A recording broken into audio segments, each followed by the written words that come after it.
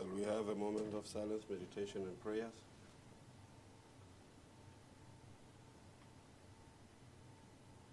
Thank you. You may be seated.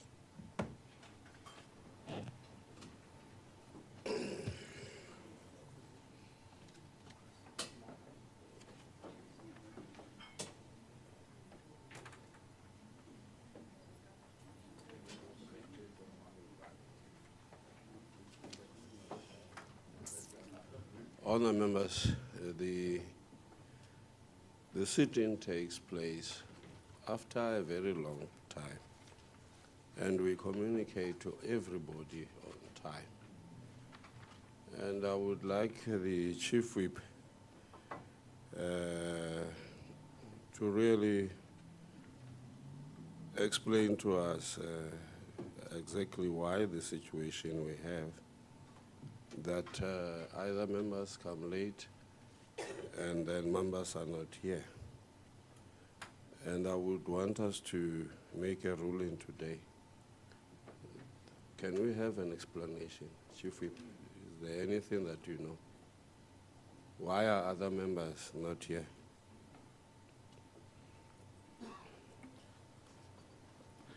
Speaker, we did receive apologies of some members, but others I was not aware of until I see on the register that they've been marked as people who would be absent today.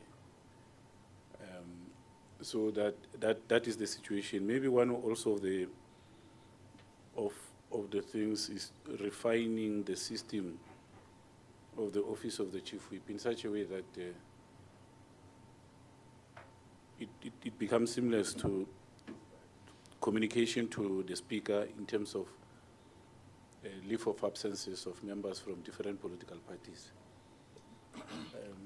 No, there is a difference in a person apologizing and a leave of absence. A leave of absence takes place before the sitting, yes, and that is granted. And I want to establish if there is any of the members who are not here who have actually submitted leave of absence and we have granted such. Yes. Who are those members? I don't have the only those members who are not here who have been granted leave of absence by the Chief Whip will be exempted, but all others who are not here and we have not been received salaries must be deducted from such members for the absence on this day. I'll provide the Speaker with the list because the same goes for the ones who are late.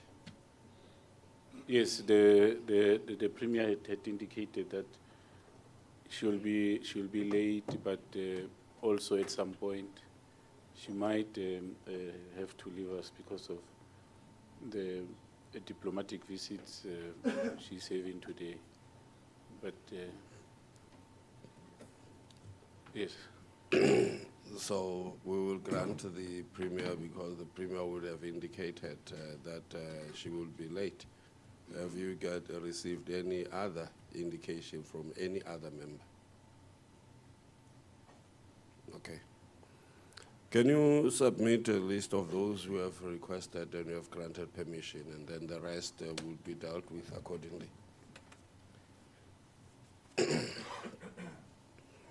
Members, you are welcome.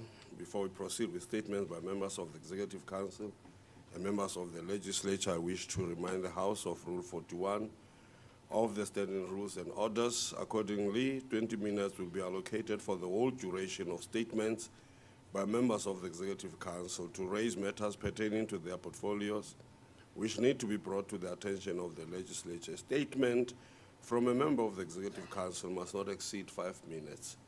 Following statements by members of the Executive Council, a member or members of each of the parties may comment on a statement by a member of the Executive Council for not more than 3 minutes per party, commencing with official opposition and followed by other parties in the order of their size, and of the size of their membership in the House. At the conclusion of comments by a member or members of each of the parties on statements by members of the Executive Council, the member of the Executive Council must be given an opportunity to reply on matters pertaining to his or her portfolio for not more than 3 minutes. We proceed with statements by members of the Executive Council. Are there any statements?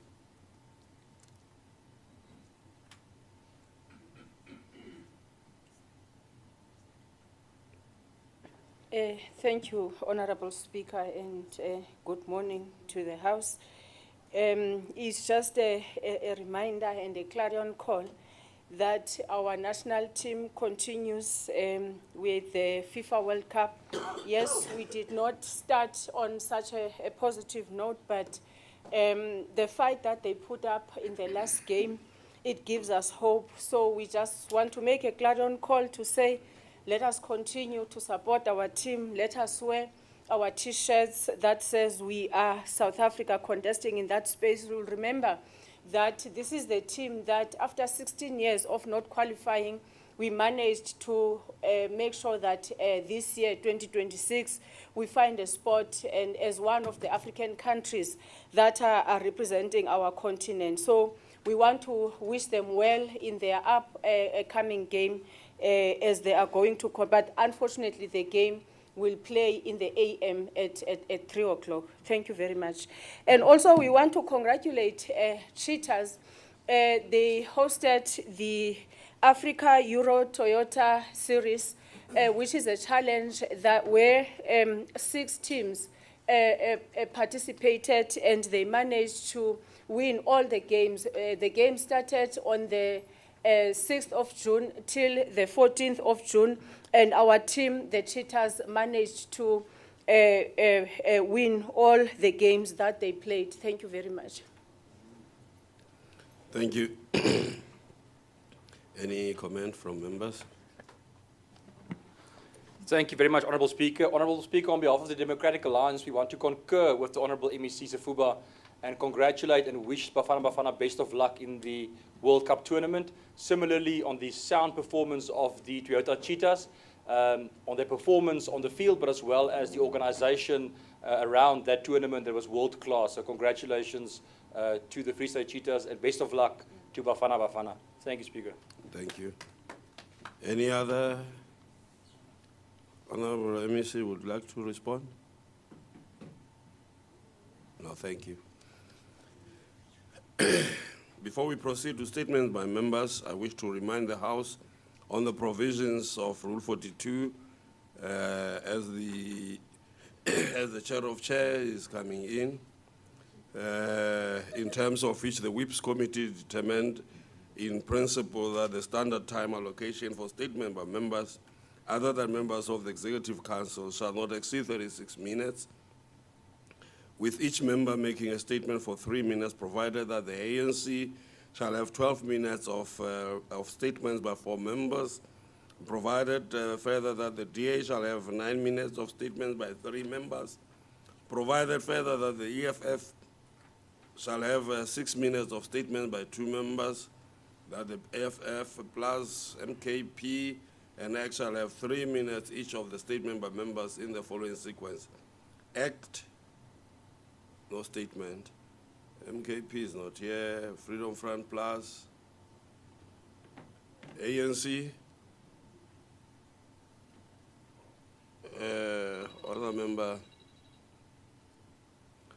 That's what happens when you come late to the meeting. The phone is not switched off, and then it now pothole. Honourable members, Qwaqwa. Thank you, Speaker. Speaker, I want to mention that we want to welcome the recent upgrading of the Free State Stadium to Category B. And this means that now the stadium of the Free State Stadium, now recently named Free State Cheetah Stadium, is now a stadium that can host international test matches. And this is after a concerted effort by both the committees of legislature the department and municipalities to ensure that the stadium gets to be upgraded to be at category B, whereby the international test matches, they can be hosted. Now we can clearly say that the Springboks can come to the Free State and play their international test matches. Thank you, Speaker. Thank you, EFF. DA?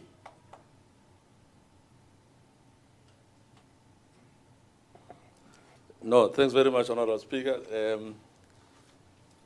Let me take this opportunity to reflect quickly on the decision by the Department of Education to withhold funds for the purchase of LTSM at schools.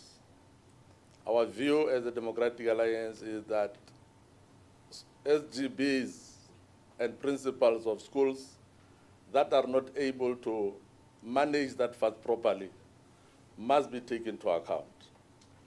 That the blanket approach to withhold those funds across the board, even at schools where accountability was exercised, we don't see that as being progressive. Instead, we are seeing that as a department that is not willing to deal with those that are not doing their job properly. We are therefore calling upon the MEC and the department as large to say, let the schools that are able to perform their duties be allowed to perform their duties, particularly the SGBs. Because failure to do that will lead to litigations. And this department, as we know, Honourable Speaker, is faced a lot of litigations. So let us not increase that, because we are struggling as a department already to really manage the funds that are allocated to the department. Thank you very much.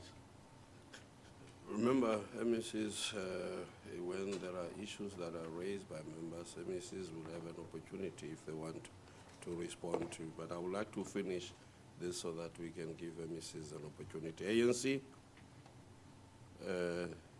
Yes. Speaker, I rise to raise the concerning trend of the social unrest masquerading as a protest against illegal immigrants. As a right-wing program to divide our society, especially African society. It is meant to ferment hatred amongst black people. The next moment it will bring demeaning tribal narratives, as was propagated by Bantu education. Like Shaka Kasenzanga was a murderer. Such social unrest acts as strong vehicles for changing a societal consciousness. The Eastern Europe has been rocked by such deep ethnicity, narrow nationalism, and negative cultural loyalties that has seen bloodshed and many years of hatred amongst people. At the moment, we witness groups from KZN being transported from one province to another with tribalistic chants to battle. And this led recently to Basotho rallying Gauteng to defend themselves. Now the question is, who's funding catering and transportation of these groups? Who's benefiting from this movement? It is a matter that our security establishment must provide answers to the nation. Thanks. EFF? DA? Thank you, Speaker, and good morning, everybody. Speaker, we've been talking about sports and how important that is, and I think especially for the Free State and Mangaung, we are a event province, event cities that we've got here, and it is important. We've got amazing schools, universities, and amazing province. But saying that, and I'm also glad that Honourable Sigwebela said that we will be able to host tests in Mangaung as well, in Bloemfontein. But saying that, I would also like to congratulate the Krynums, that's the province's netball team, that won the Telkom National Netball League. I think they've been playing in that final for a couple of years, but they've won it this year. And I think with the resources and the players and the teams and the sportsmen and women that we've got here, it's amazing that we keep on producing and keep on winning finals. So we would just like to congratulate them also on an amazing win. Thank you. Thank you. ANC?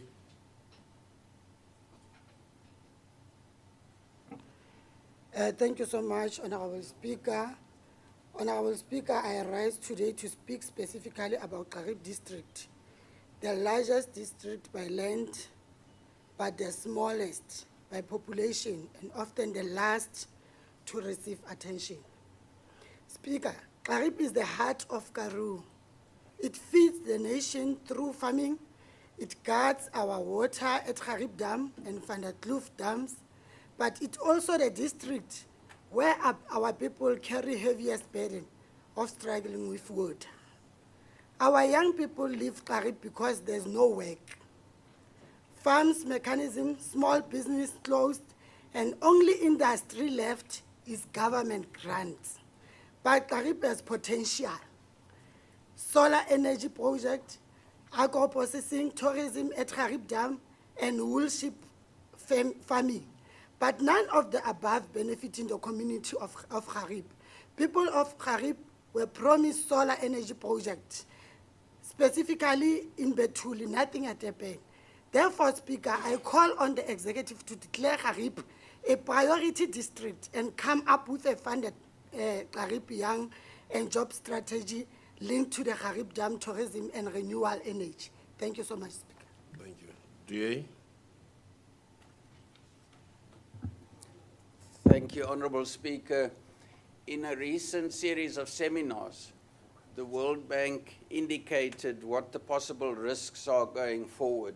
And the President, A.J. Bonga, indicated that in the next 15 years, there are going to be 1.2 billion 18-year-old plus individuals entering the job market, for which only between 400 and 600 million will be able to get jobs in their countries. And this poses risks for migration and various other risks for those countries involved. And South Africa is one of those countries. But they also mentioned what needs to be done. The first thing, Honorable Speaker, is we have to look at our skills of our young people and the education systems that are educating our people for a new world. And some of the skills that are important, and they specifically mentioned that the skills gap is outpacing our educational system. But some of the skills are in artificial intelligence, in new agricultural techniques and methods, because this growing population is also going to need to eat. But very importantly, infrastructure. Honorable Speaker, South Africa spends less than 15% of GDP on infrastructure. Our peers, the countries around us in Southern Africa and other parts of the world, are spending 30%. And if we're going to generate the necessary economic growth, we need investment. And people will invest in countries where there is a skilled population, where there is growth in infrastructure and sound infrastructure, but also where there is a legal framework that is investor-friendly. And these are the three things that are holding our country, and specifically the Free State, back. So I think the Free State needs to re-look at how we spend our budgets going future to ensure that we cater for our growing young population in this province, because as the center of the country, and with our educational institutions we have here, we do have the potential to be a growth hub in South Africa, and that's what we all want. All the political parties in this legislature want, Honorable Speaker. So I would encourage that when we look at our budgets, we look at the future, and we ensure that our budgets are future-driven, and that we look at these specific things that we require for investment. And I hope that the trip that the Premier made to China and the announcement she made regarding investments will actually bear fruit, because we desperately need that in the Free State. Thank you, Honorable Speaker. Thank you. The ANC?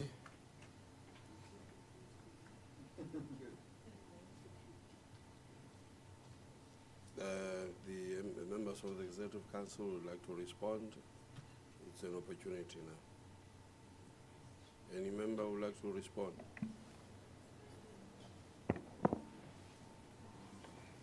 I see those who came late are very active. I appreciate that.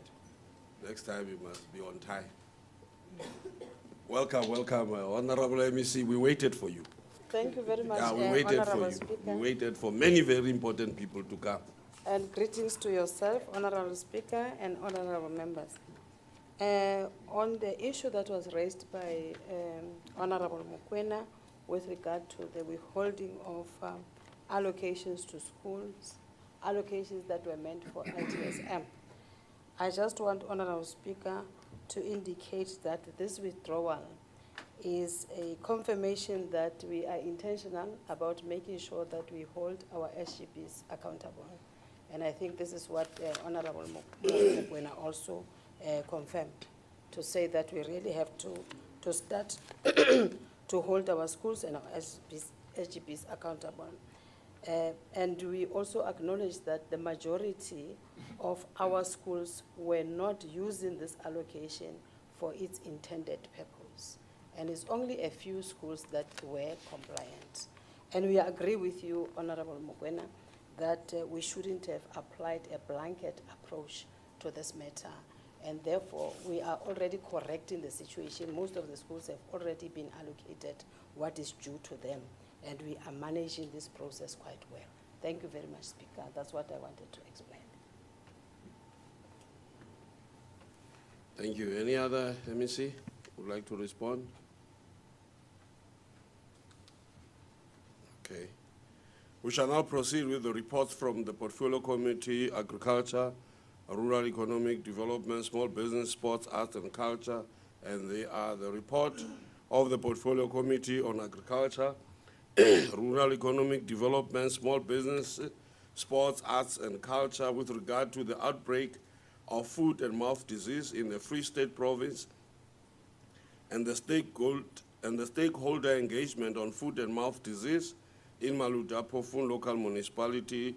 The second report is the report of the Portfolio Committee on Agriculture, Rural Economic Development, Small Business, Sports, Arts and Culture to the Free State Legislature with regard to the third quarterly non-financial reports for the 2025-2026 financial year of the Departments of Agriculture and Rural Development, Sports, Arts, Culture and Recreation, Economic Development, Tourism, Environmental Affairs, and Small Business and Entities.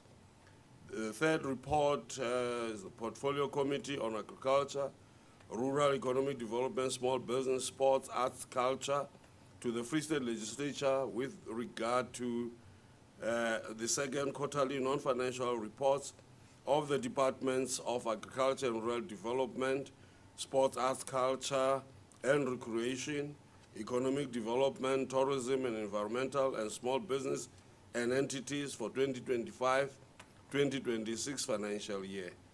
I will request the chairperson of the committee to table the reports jointly and address the House on the individual report. Honorable Chairperson Ndades Qwaqwa. Honorable Speaker, I request permission to table the report. Any objection? None. Honour member may table the report. Because of my experience, I would really like, you must make sure that there are reports there. I want to make sure, because if they mislead, they will be charged. Make sure that there are reports.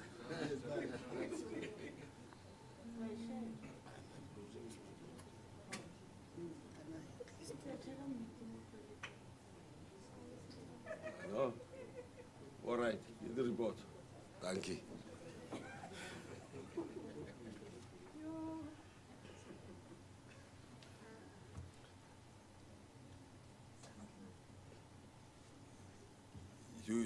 We waited for you, and then we will wait for you going out.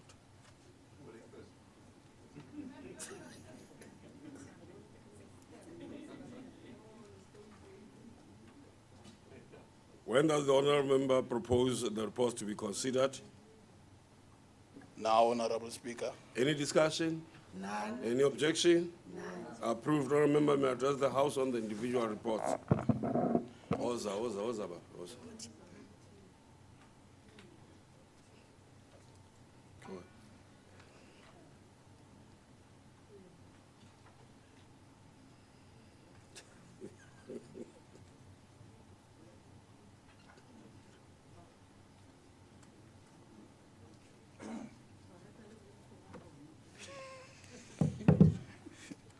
Thank you, Honorable Speaker. On the report on foot and mouth disease, want to say that we appeal to all stakeholders to work with the department, given that Free State, in terms of herd, it's one of the provinces that has the largest herd of livestock, so that we vaccinate, or the department vaccinate all the livestock that is in the Free State province.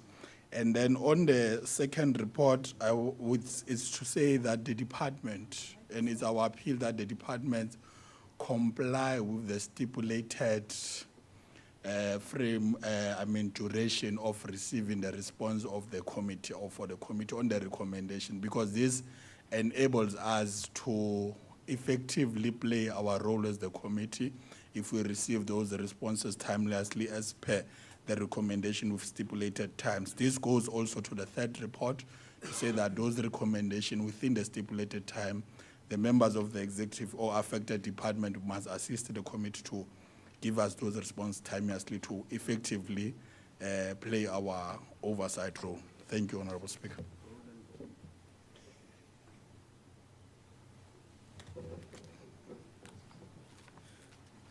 What does the honourable member propose? That the report be tabled now. You have tabled that. Be adopted. The reports be adopted now, Speaker. Okay, thank you.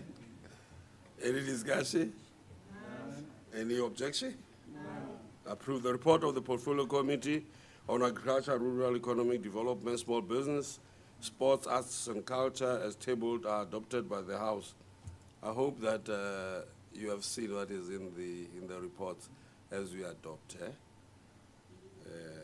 So the House has adopted, and then so there are very, very important issues raised in the report. We will come knocking.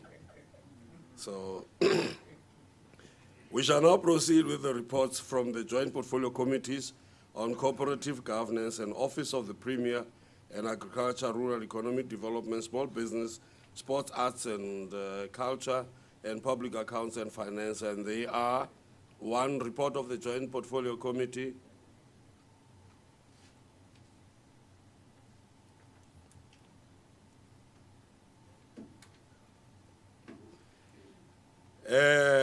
The report of the Joint Portfolio Committee on Cooperative Governance and Office of the Premier in Agriculture, Rural Economic Development, Small Business, Sports, Arts and Culture, and Public Accounts and Finance with regard to the oversight visit at Sasol, Beck, and NATREF operation and Metsimaholo landfill site.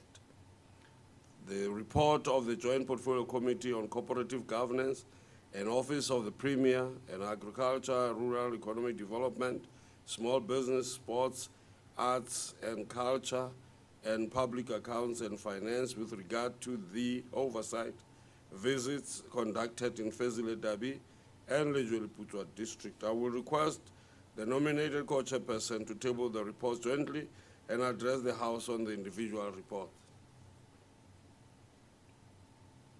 Honorable Speaker, I request permission to table the reports. Any objection? None. Honourable member may table the reports. Apparently this side is the only one that has a none, and this side is very silent. What is the problem? Huh? Okay. All right. Is that the report?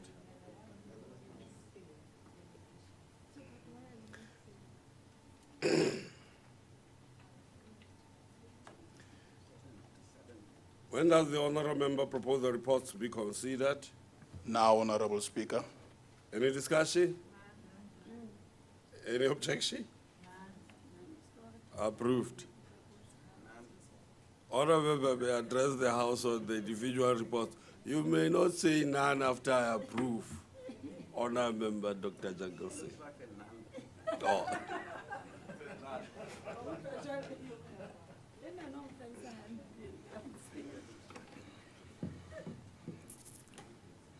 Thank you, Honorable Speaker and honorable members.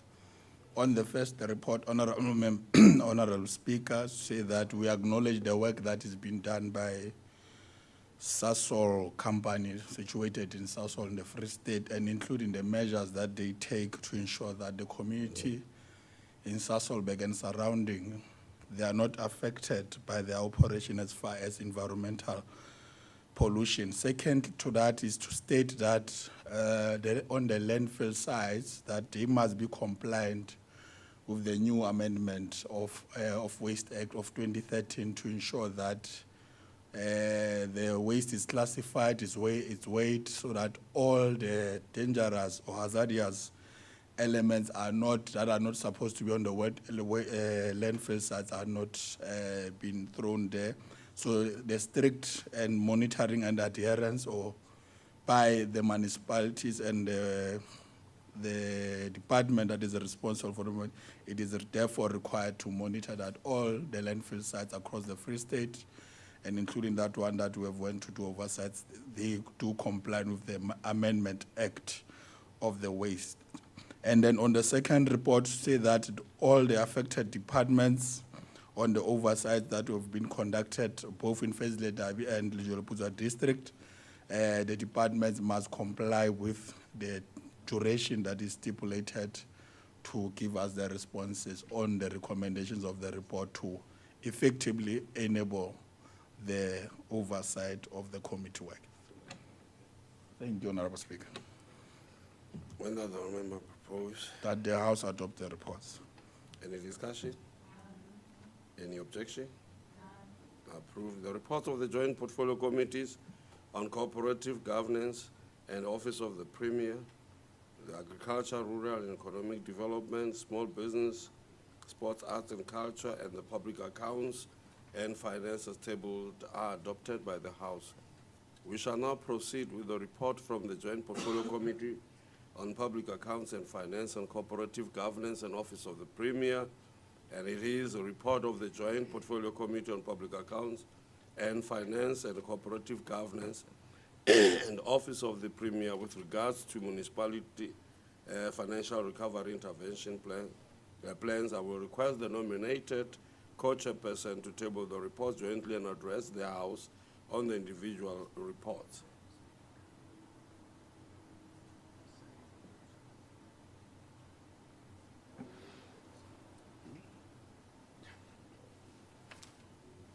Is there a problem? No, Okay. Speaker, it's because the Speaker's order is carrying a different name. That's why I did not say any name. Okay. I request the permission to table the report, the Speaker. Any objection? The honourable member may table the report.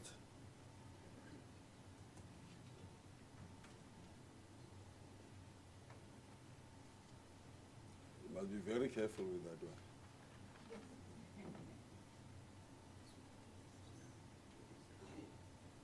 Oh, it is. When does the honourable member propose the report to be considered? I request the report to be considered now, Speaker. Any discussion? Any objection? Approved. Honourable member may address the House on the individual reports. More than that. What I want to figure.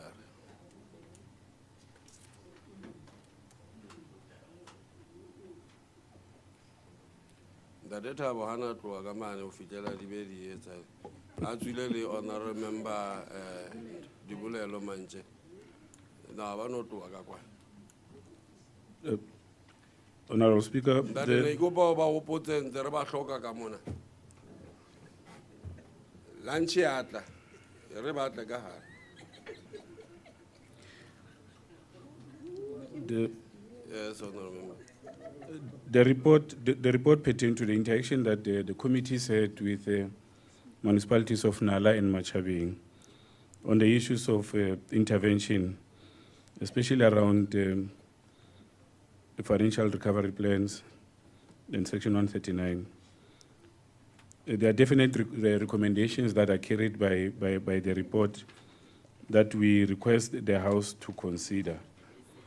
We are also encouraged by the progress made by Nala Municipality in turning things around. We therefore, as a result, request the House to consider the report. Honourable Speaker, thank you.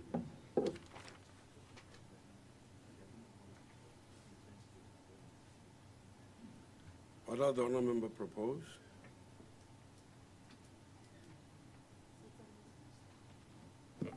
I propose the House to adopt the report. Any discussion? Any objection?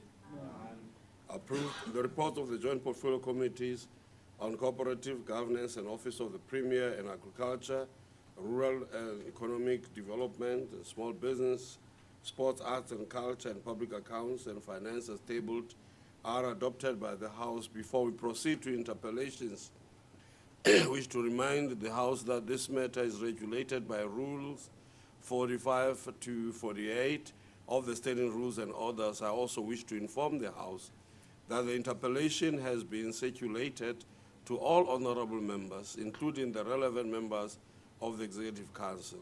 As per Rule 46, the following procedure will unfold. 1, the member of the Executive Council responsible shall reply to the interpellation in a speech not exceeding 3 minutes. The interpellant, that's 2, shall respond to the member of the Executive Council's reply in a speech not exceeding 3 minutes. And 3, in the remainder of the allotted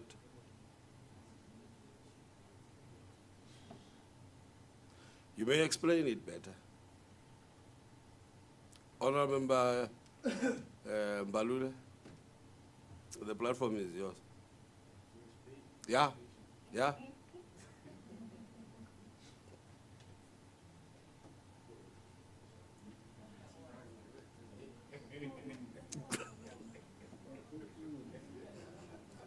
In the remainder of the allotted 15 minutes, the member of the Executive Council and other members may speak for up to 2 minutes at a time, provided that the member of the Executive Council shall be restricted to 2 such additional turns to speak, including an opportunity to reply to the debate.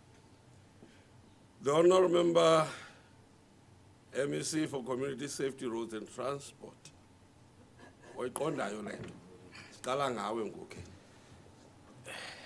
Thank you, Honourable Speaker.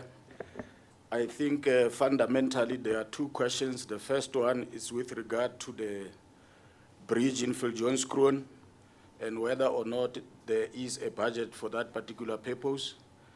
I wish to confirm that yes, there is budget set aside in terms of the provincial road maintenance grant. The second point I wish to make in that regard is that we can report that progress on transferring sections of R59 to Sanral is at an advanced stage. Some sections of that road have been gazetted already. This will also include other roads like R103 between Warden and Vrede. A lot of questions have been raised also with regard to that road. Also R711 between Forestburg and Clarence, R712 between the N5 Bethlehem and the R74 Harrismith through the Golden Gate, and R48 between Koffiefontein and Pietersburg. In Koffiefontein, it is the area called Yanier. R64 between Boshoff and Delersville. These are all roads that progress is unfolding, but the specific question was with regard to Viljoenskroon, and the progress achieved there are those things that I've mentioned.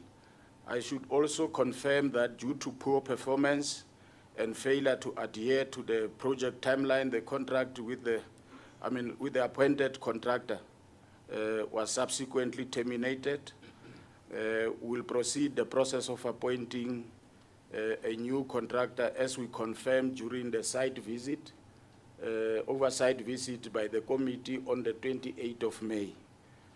I think I would like to end it at that level, just further to indicate that the high-level value for money analysis indicate that the following activities have been concluded already: construction of sub-base layers on internal streets and a 1 kilometer base layer on the internal streets. Also the import of the G5 granular base material to the internal streets. So that's where we are at the moment regarding the Viljoenskroon matter. Thank you.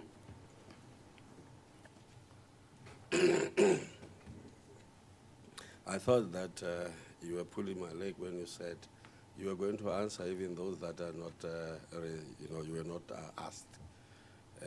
So, Honorable Falfiret.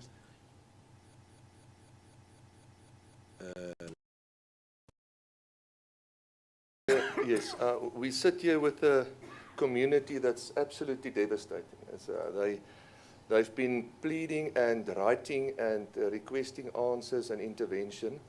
I know that this specific group has written the 8th, the 15th of January, the 3rd of February, the 9th of February, without getting any answers. And I know the MEC was met with the community also, and he said that it is important that the department communicate with them, and it just doesn't happen. He also said that they must communicate within 14 days after each decision, and that should be taken. That contractor, they appointed a contractor that wasn't capable.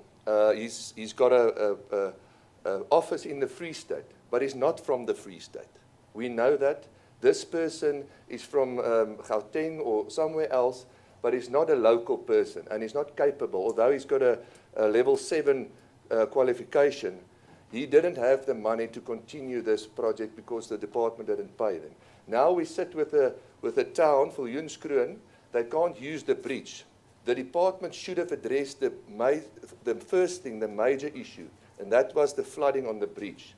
They didn't do that. They went into the town and they started to work on the local roads in the town. Now nobody can drive there. There's silos there. There's huge businesses there that can't be accessed.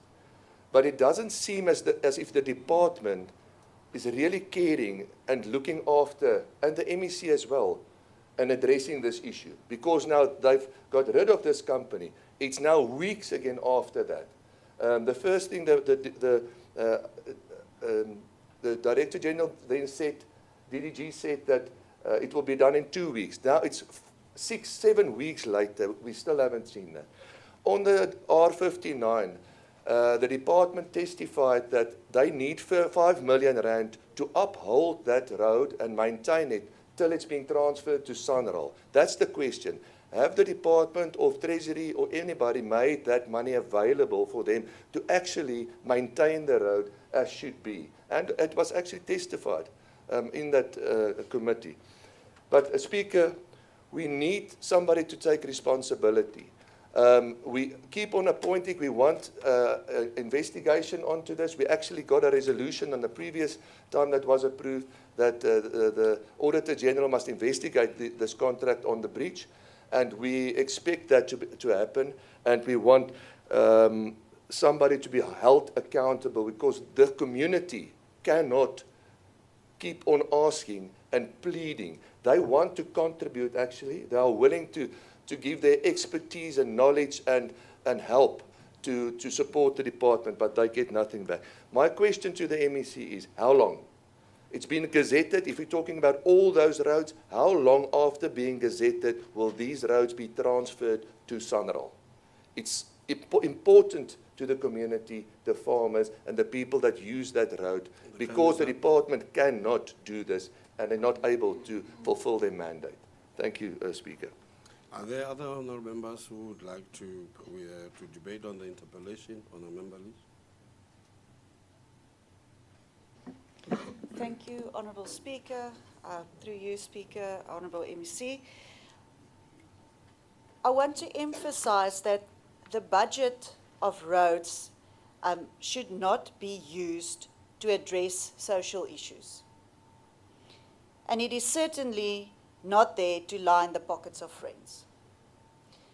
And if we look at this project that has completely collapsed, and we've seen the work done by this contractor, and as my colleague has already alluded to, this contractor was appointed, but he did not have the capacity to complete this project. Now, this department is not there to transfer skills. It is not there for social upliftment. It is there for infrastructure. If our infrastructure is in place, the jobs will follow and social upliftment will follow. I would like to ask the MEC, through you, Speaker, what does advanced stage mean? We have been sitting with this issue of transferring roads for more than a year now. Is it at the point where it's going to be gazetted? Where exactly in the process is it? And then also, as my colleague alluded to, the fact that, yes, we are transferring it to SANROL, but what are our plans on the table to make sure that these roads are maintained up until such a stage? And even after it has been transferred to SANROL, what's the plan to maintain it afterwards? I'm thinking of the road between Ladybrand and Qwaqwa, which has apparently been transferred to SANROL, but it is completely collapsing. Then just in terms of this project, when will the new contractor be appointed? Can we please have a date of by when this will be done? And has the scope of work been changed for the tender? Because when we were there, we saw that what was originally planned is not what is necessary. The time is up. Thank you. And Meko. Speaker, we wish to rat out till later the work that oversight is doing, but at the same time, the spirit of the executive to respond to the oversight work that the legislature is doing, and this road in Viljoenskroon is a classical example. We have been raising issues as committees of the legislature about the issues of the response by the executive on the issues we are raising. There is a response on this one, and we need to welcome it. And welcome it from the point of view of this context. The Viljoenskroon Road is a problem of a disaster. And equally, the extent to which the Department of Roads, because you must understand the issues of how disasters are being coordinated through the law. And I think that we need to appreciate that Department of Roads has responded timelessly to that disaster in Viljoenskroon. But very key also is to welcome their courage to take a decision which was almost flirting with illegality, to terminate that contract. That courage needs to be appreciated in as much as there are concerns that this company was a grade 7, has got financial challenges, and is not from the Free State. Those are noted. But I think the speed within which the department has responded to the disaster and the challenges, I wouldn't call them a failure, the challenges confronting that contractor by the department taking a decision to terminate must be welcome. And we can only encourage that they must move with speed and ensure, because that road is very strategic between Nampo and Viljoenskroon, Paris and Johannesburg as a result of Nampo. Very key. And that's why that we were very appreciative of the response by the department. And we can only request that those challenges which are there must be attended to. Thank you. The time is up. Thank you. Any other debate here? Thank you, Honourable Speaker. Just listening to the inputs and also looking at the initial interpellation, it comes down to some basic things. Firstly, appoint a reliable contractor, and monitor the work done within the timeframes with penalties for non-compliance. This is quite simple. Secondly, we heard that some of the contractors are not even from the Free State. We want our money to circulate within the Free State. We're talking about hundreds of millions of rands that could be circulated within the province. So we must look for reliable companies within the Free State and appoint those companies within our province. Then we must ensure value for money. This is also a basic thing that every government should do.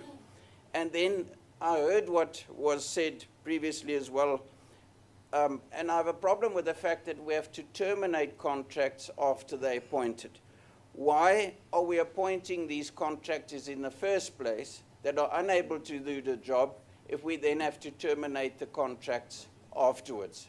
And then if one looks at these pothole projects that have been done by one of the local universities, or in conjunction with one of the local universities, we went and looked at them previously. We did oversight there, and we went again 2 or 3 weeks ago just to go and look at the progress there, and it's as if nothing has been done. Those same potholes are there. The work that was done was obviously not of the quality that it should have been, and these are supposedly the skills transfers that are supposed to be taking place. So I don't know what skills are transferred if the skills that are utilized on those roads end up with the same potholes that were meant to be filled. Thank you, Honourable Speaker. Any other? None, the MEC may now respond. Thank you very much, Honourable Speaker. We have collaborated quite strongly with the work that is done through oversight at all material times. And we have explained these things time and time again. I want to repeat again. There's 10 million set aside to help us continue the work and conclude it on R59. When I spoke about advanced stage in how we are dealing with these issues, I meant simply that we have concluded all the evaluation that needed to be done, submitted the request to SANRAL. Once it is gazetted, it will mean that such requests are approved for implementation, and SANRAL processes will then follow. I agree fully with what Honourable Meko have said. Even with the recent oversight visit, which took place on the 28th of May, the DDG did explain and made a commitment, which is what I've repeated here, in terms of the timelines, that by end of June, we are working towards that by end of June, we should be in a position to appoint. And lastly, and most critically, we are evaluating the losses, if there are any, and once we have established the value of the losses established, that will be recovered from the retention guarantees that had been submitted by the contractor when the project was commenced. So those questions are there. Are answered, and we can provide further details in a written form if there's still more that we need to respond on regarding this. We are in agreement that, look, people of the Free State must be the first to have value in terms of improving their livelihoods and also benefiting, including ensuring that skills are built within the Free State. Now, the difficulty here is that when people present and respond to tenders in a manner that when you tick the boxes, they tend to be qualifying. It does happen sometimes that they get appointed.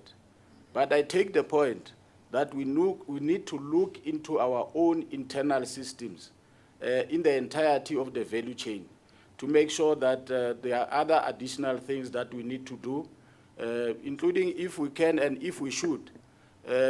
We need to verify these people by even conducting our own oversight, whether or not have they built a road, and if they've built a road, where have they built it? This is what we did with the project of Qwaqwa and Makwat. We went on site, we called in the contractor, we asked for a presentation. He could not converse in a manner that was convincing that is indeed a contractor that has a capacity. And that's why we came to a conclusion that we are terminating. Thank you. Thank you. We proceed to questions for oral reply.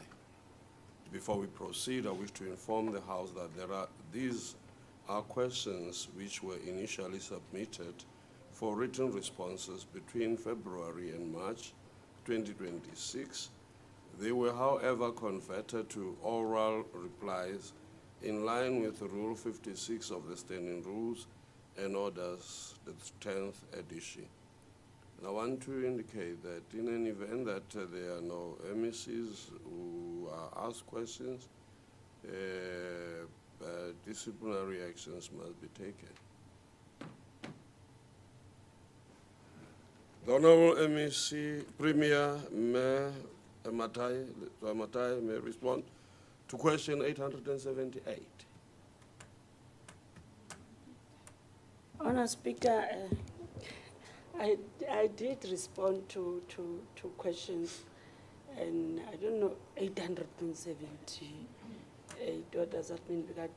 But there were questions that were submitted to my office, and I did send a response, a written response, and I was informed that the question has now been withdrawn, or what you are raising has been withdrawn in terms of updating the schedule for today's session. Up until this matter was submitted and approved, I did not receive any confirmation to that, and that is why we have this. I want to understand exactly what is happening here. If money, no, if money this morning, I guess.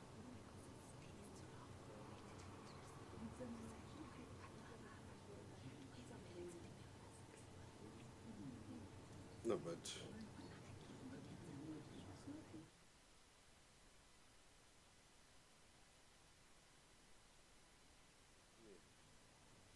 Premier, this question were asked before, and because we did not receive any replies, written replies, they were then turned into oral replies, and now they are received this morning.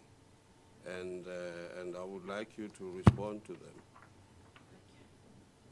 Here are they.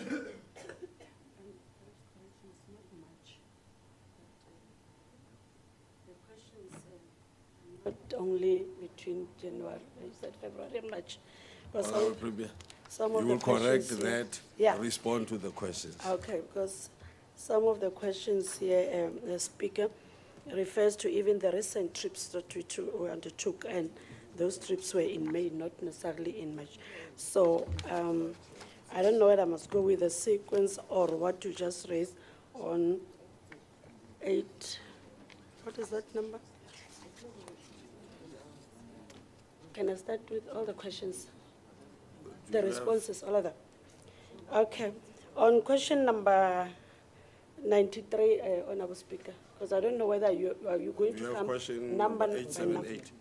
878, I don't know.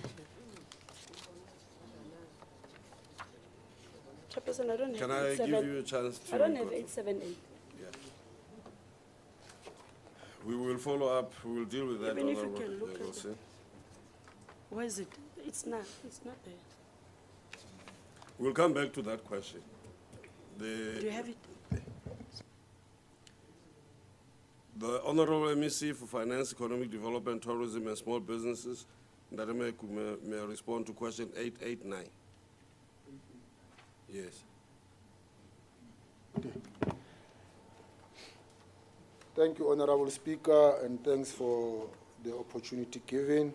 I just need to indicate to the House that the question does not fall within the mandate of the Department of Economic Development and Tourism. I don't have the mandate, even the budget, to erect any infrastructure in relation to roads or any other thing. I think the honorable member must really send it to the relevant departments. Where I think the question was relevant to us was point 4 of the question, where they ask about the importance of the infrastructure in the economy. That's the question that I can be able to answer here. The importance of the infrastructure in the economy, particularly the roads.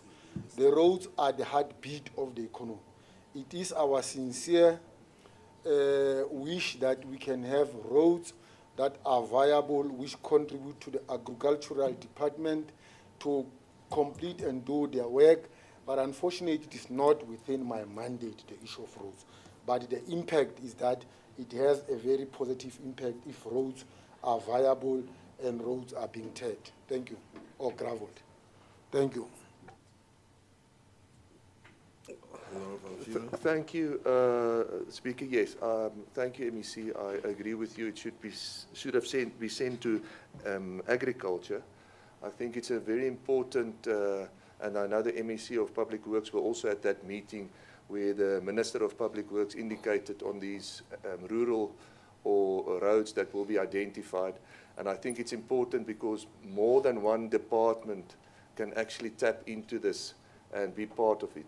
I will refer this again to the relevant department, but I think it is important, especially if we can put pressure on the national department to come up with the list and the plans, and maybe also be part of this motivation to take action in the Free State on these roads. We have seen in the report when we got it at the meeting, the economic impact and the jobs lost. I think 77,000 jobs due to the poor roads in the Free State alone. So I think it is important that we all take hands and ensure that we actually make the Free State better. Thank you. Thank you. Honourable Premier. Thank you, Honourable Speaker.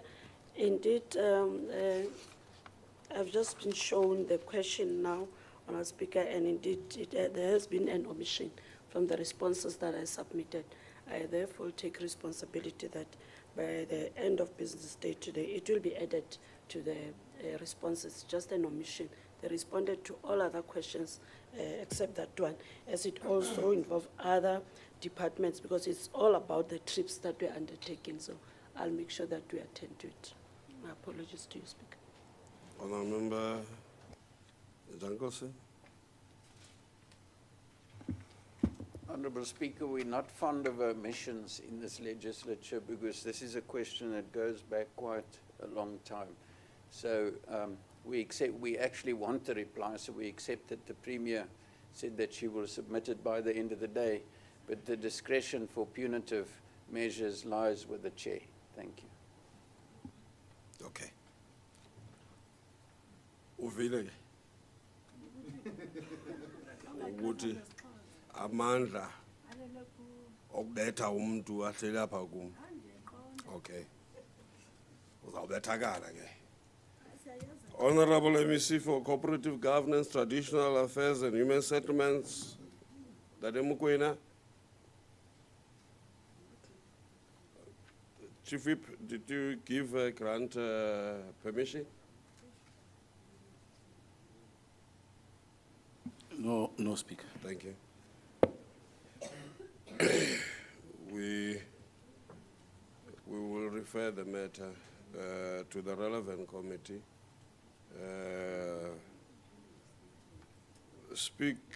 Honourable Pretorius, we don't have the honourable member here, and this matter will be referred to the relevant committee to attend to. Thank you very much, Speaker. Noted.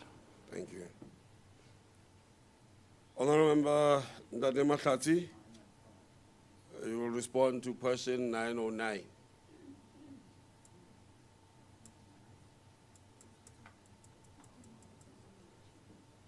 Can I ask that members may go through so that when we come, I say, question.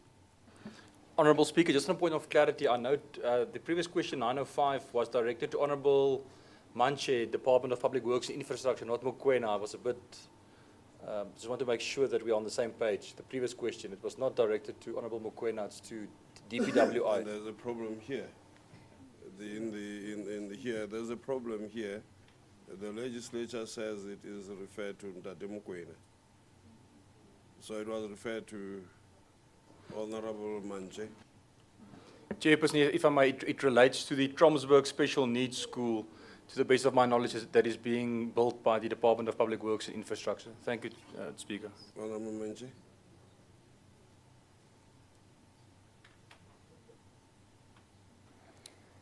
Thank you very much, Honourable Speaker. The question is quite lengthy, therefore we'll try to respond to some of the issues. Yes, construction at Tromsburg Special School is still ongoing. The current status of the project is as follows. The details relating to the contractor is Elibone Multipurpose CC. Consultants are in-house consultants. The contract period was 30 months. The value of the project is 129,345,964.80. The total expenditure thus far is 48,840,599.54. Site handover was on the 9th of January 2023.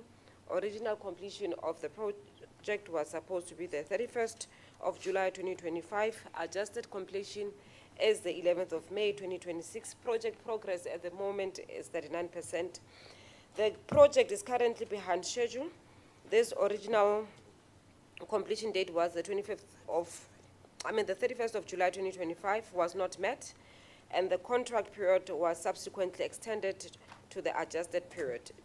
Despite the extension, the project stands at 39% completion as the date as indicated from the 12th of May 2026, indicating that the project has not been completed within the revised timeframes. Remedial measures, the department is actively monitoring the contractor's performance on site.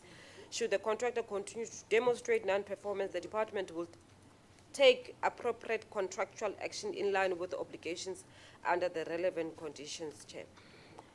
Question 2, on the same question, it has to do with the extension, or how many learners is the school expected to accommodate. The Tromsburg Special Schools is designed to accommodate 1,000 learners upon completion. With regard to the specific divisions, grades, and the number of classes per grade, this falls inside the mandate of the Department of outside the mandate of the Department of Public Works, because the Department of Education does the allocation. Such decisions are made by the Department of Education, which determines the pedagogical and administrative structures of all schools, including special schools. The Honourable Member is therefore respectfully referred to the Department of Education in that regard, Honourable Speaker. The third part of the question was the total budget allocated for the construction of the school. As indicated in the previous response, the details have been I will therefore refer the member to the first part of the response. Thank you very much, Honourable Speaker. Thank you very much, Chairperson. Thank you very much to the MEC also for the response. As the apologies. Apologies for that, Speaker. We are so used to sitting here in the committees. Apologies for that. And we also look forward to be utilizing the 4th Raadsaal again in future for our sittings. Thank you for that response, Honourable MEC. It is one of those assets in the Garib district that one of our Honourable members referred to that is much needed, the special needs school in Tromsburg, and we welcome the undertaking by the department that action will be taken if the contractor does not abide on these timelines. Thank you so much, Speaker. Thank you. The Honourable MEC for Health, Ndade Mahlatsi.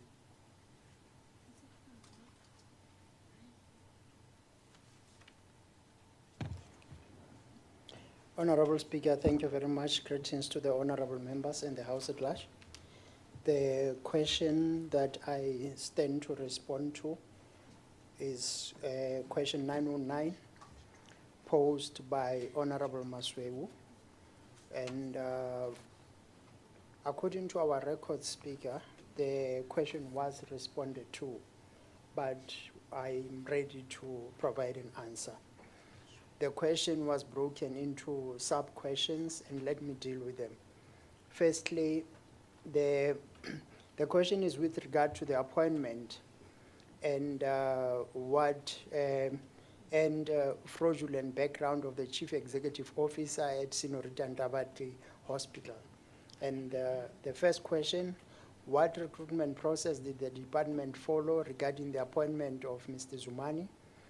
The response, the department advertised the CEO post with the reference number that is reflected here for the Senorita District Hospital, both on the DPSA and Human Resource Circular and the departmental e-recruitment portal. When did the department advertise the vacant CEO post at the hospital, and when was the post filled? The position was advertised in August 2024, with the 15th November 2024 as the closing date, and further to that, the post was filled on the 1st of July 2025. When did the department have interviews, and how many applicants were interviews? Apologies. The interviews were held on the 9th of May 2025, and a total of 141 applications were received, and 8 candidates were shortlisted for the interviews as per the provisions of 7.3.1 of the recruitment and selection policy of the department. The fourth question, was Mr. Zumani properly vetted before he is appointed? If so, please provide details of the specific vetting instruments utilized and their outcomes. If not, why was this not done? Response, Mr. Zumani was vetted through the normal personnel suitability checks as prescribed by the public service regulations, e.g. citizenship, criminal check, qualification, reference check. The outcome of the different areas of personnel suitability checks became availability at different times. The next question, was the panel made aware of the applicant's conviction of fraud? If so, how was this factored into his assessment? Reply, yes, the panel was aware of Mr. Zumani's conviction because he did declare his conviction in the Z83 form. It is worth mentioning that Regulation 67.5A of the Public Service Regulations provisions that the selection panel will not at the suitability of the candidate after considering only the following: information based on valid methods, criteria, and instruments for selection that are free from any bias or discrimination. The panel was alive to the fact that criminal record is not listed as a prohibited ground for discrimination such as race, gender, pregnancy, age, religion, etc. in terms of the Section 6 of the Employment Equity Act. However, the section does refer to any other arbitrary ground as a possible basis for unfair discrimination claim, and therefore the selection and interview panel could have excluded Mr. Zumani from being considered due to the fact that he had a criminal record. Should the panel have decided not to consider the applicant based on his criminal conviction, that would have constituted unfair discrimination within the meaning of Section 6 of the Employment Equity Act, and the department will be in good position to provide the department will not be, in a good position to provide legal justification. The next question, once the investigation into the... Your time is up. Oh, thanks, Honorable Speaker. I'm interested in you responding to the questions. Can you avoid repeating the question? Okay. And just respond, please? Okay, thanks for that. I'll give you the minute to finish that so that we don't come back to the question. Thank you, Honorable Speaker. Advice taken. When the Honorable Dimasweu asked the question, the department was busy with the investigation that has since been completed and duly approved by the head of the department, and the department will make the findings available after all legal prescripts have been observed and fulfilled. The last part of the question, the department would always endeavor to adhere to its policies, including recruitment and selection policy. When there are alleged contraventions, matters are properly investigated and any acts of omissions identified are acted upon to promote accountability. Thank you very much, Honorable Speaker. Thank you, Honorable Member Swewu. Thank you, Honorable Speaker, and thank you to MEC Ntate Mahlatsi for the response.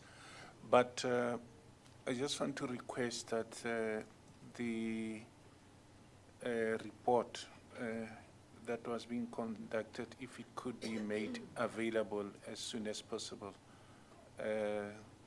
Yeah, that's all my request, because the department was still busy with the investigation when the question was asked. Thank you, Honorable Speaker.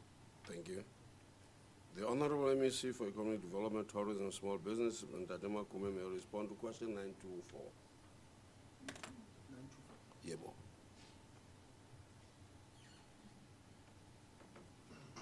Thank you, Honorable Speaker.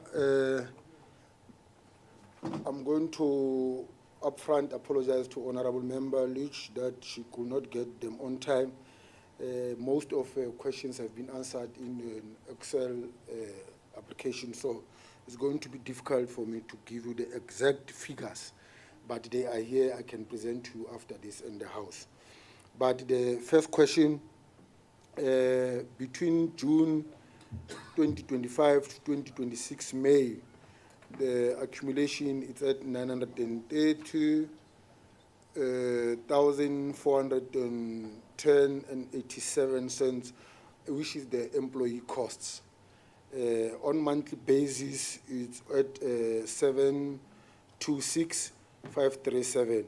But the Excel will then be able to table you for you. Thanks very much. The second one is that we've got 17 investors in the MAP SEZ, and the monthly revenue is 1,475,901.61, meaning 1,475,961 cents. That's the monthly revenue. And then the other one of the traveling costs is also in an Excel format, but they've tried to do it on the reimbursement of the monthly kilometers. So the first one being 35,051.66 cents for senior management, which is monthly, to the cost of 65.537.42. And the other staff has been 675 monthly, and on annual basis it has been 36,302. This means it's the lower staff of the department, but it's also being tabled here. The other question was on the MAP SEZ outstanding amounts owed to MAP SEZ. For now, between now and when we received the report, there was none for water and electricity and other issues, because that was the specific question on water and electricity. So there was none. There could be an accumulation after that, but between when we were making this report, there was none. And then the last one is also in a form of the Excel format, where the honorable member was asking about the cumulative expenditure. It's also written in an Excel form, but I will be able to present it, but it is here. Thank you. Thank you, Honourable Speaker, and thank you, Honourable MEC. May we please request that all the answers given today is put in written form and is displayed on the IQP. That will assist. And also where we ask questions and it's indicated that it's in the annexures, we don't always receive the annexures. If we can please ensure that we receive those and the Excel spreadsheets. Thank you.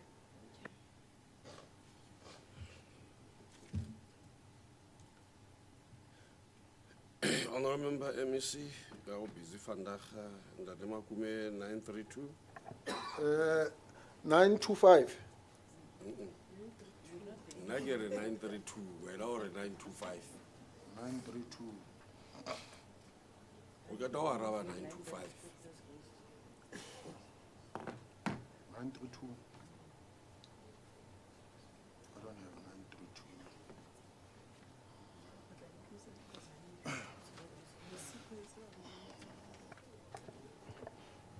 932, it was in relation with the NCOP.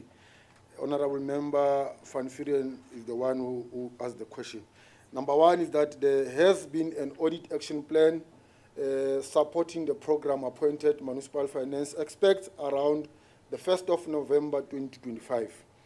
The following correspondences between the ESCO representative and the acting head of department, senior management engagements between municipality and provincial treasurer are now being conducted.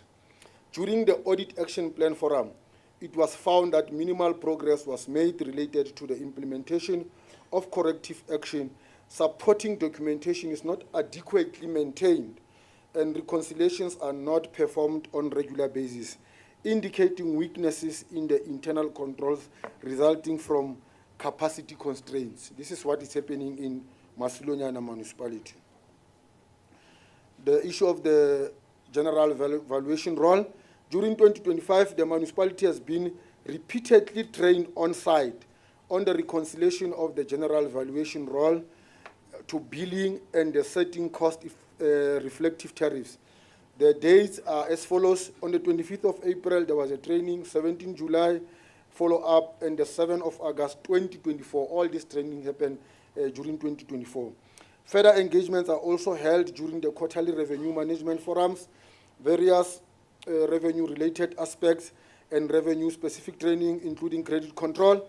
And the following dates are also given from the 26th to the 27th of September 2024 in relation to revenue management forum, to the 23rd, from the 23rd and to the 24th of July 2024, and to the 3rd to the 4th, from the 3rd to the 4th of March 2026. All these were aimed at ensuring that there's a specific training, including credit control, indigent management. The steps that that the technical advisor has taken in relation to municipal finance improvement, the technical advisor has provided support to municipality on correcting steps that need to be taken to improve the completeness of the revenue, which includes the following: trained revenue officials to perform general valuation role and the billing report reconciliation, and officials are busy addressing the variances at the same time correcting those variances in the financial system and link to the correct tariffs. The second one is assisted with the development of operational Patala program. This is where they ask community members to pay for services. For it to be implemented by holding community meetings and going door to door to open correct information from communities. This exercise is in the operation, it's in the preparation for the plan system data cleansing over the Operation Patala program, or once it is operational. On the fourth question about the CFO in the municipality, the provincial treasurer is not aware of any instances in which the CFO appointed a debt collector without the knowledge of the MM or the council's approval. The accounting officer must report quarterly to the mayor on supply chain management implementations. Where the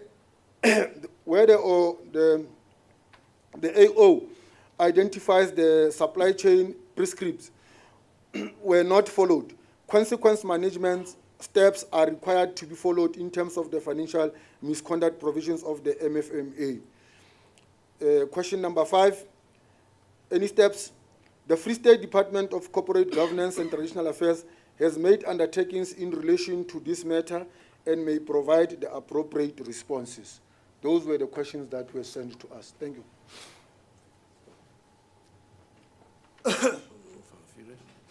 Thank you, Speaker. Yeah, maybe just on the CFO, MEC. Apparently he's been found guilty for actions taken in Mafube. He's been appointed here. I think the court also ruled that he must be removed. What is the situation here? We keep on appointing people that's not appointable. And we keep on, there's nobody being held accountable for any financial mismanagement. Well, not in all the municipalities, but let's focus on the question in Mafube, Masilonyana itself. So maybe we can just get clarity on actions being taken there and from the side of the MEC also. Thank you, Chair. Thank you, Honorable Member, and thank Honorable Speaker. Honorable Speaker, I need to indicate that the Department of Treasury does not have any power by legislation to suspend any official at the municipality. The municipality has those powers, but the information that we have got, it is not yet official. It is that the concerned official has been suspended yesterday. So we are still awaiting the formal information. I can't share it now as an authentic information. I'm just sharing it because it is the question that is being raised.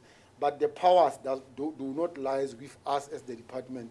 All what we do, we advise, and where they don't take advices, we then refer the matter to some other agencies. Thank you.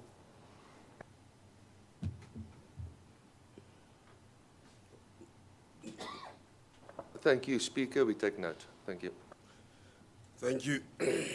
Question 933, question 934, question 938, all questions directed to Honorable MEC for Cooperative Governance, Traditional Affairs and Human Settlement, who is not here, and this matter will be referred to the ethics and be advised accordingly.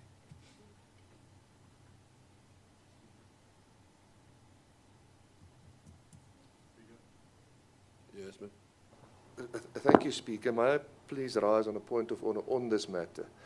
The said MEC Mokoena responded, and I would maybe want you to maybe take this into consideration also, on about 50 questions, starting from February up to now.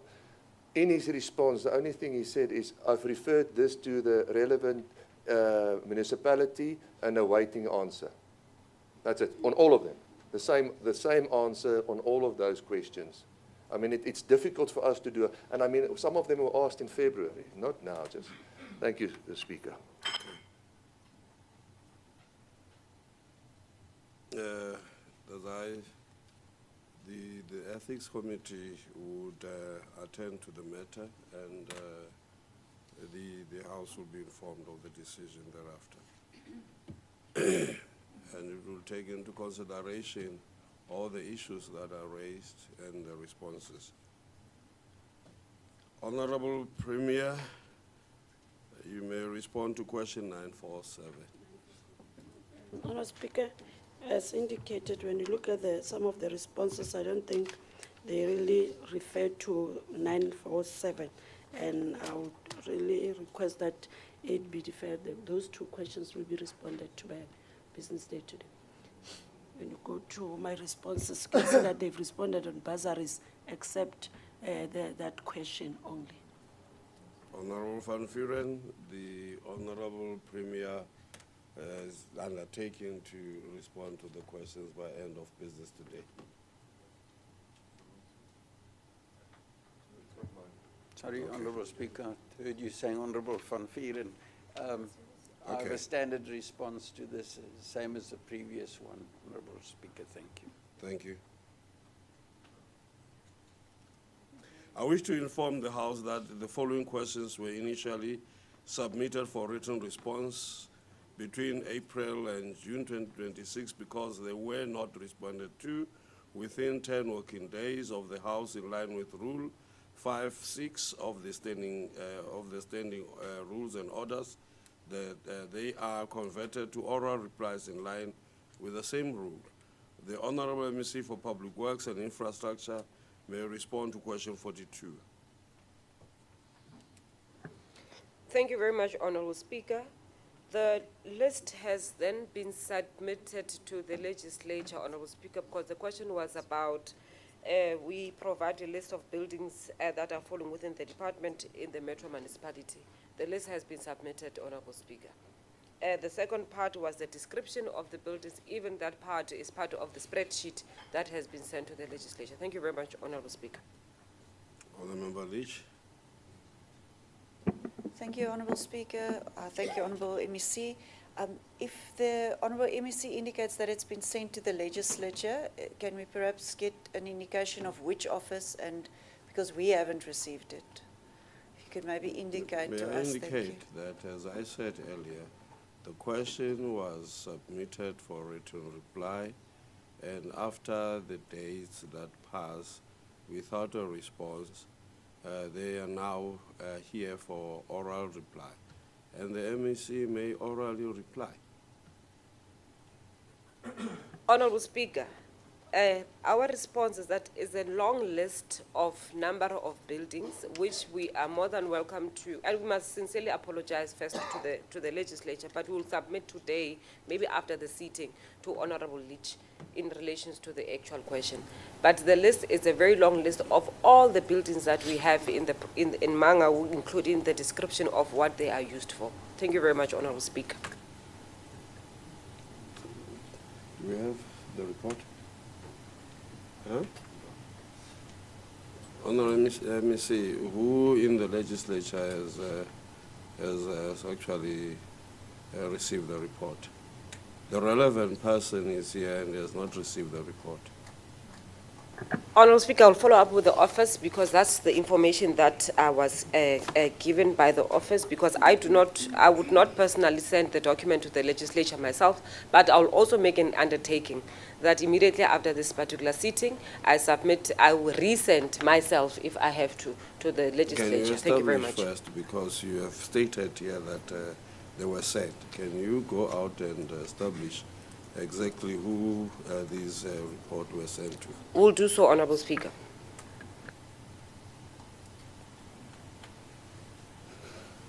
The Honorable MEC for Economic Development, Tourism, Small Businesses, and Ndate Makume may respond to question 45.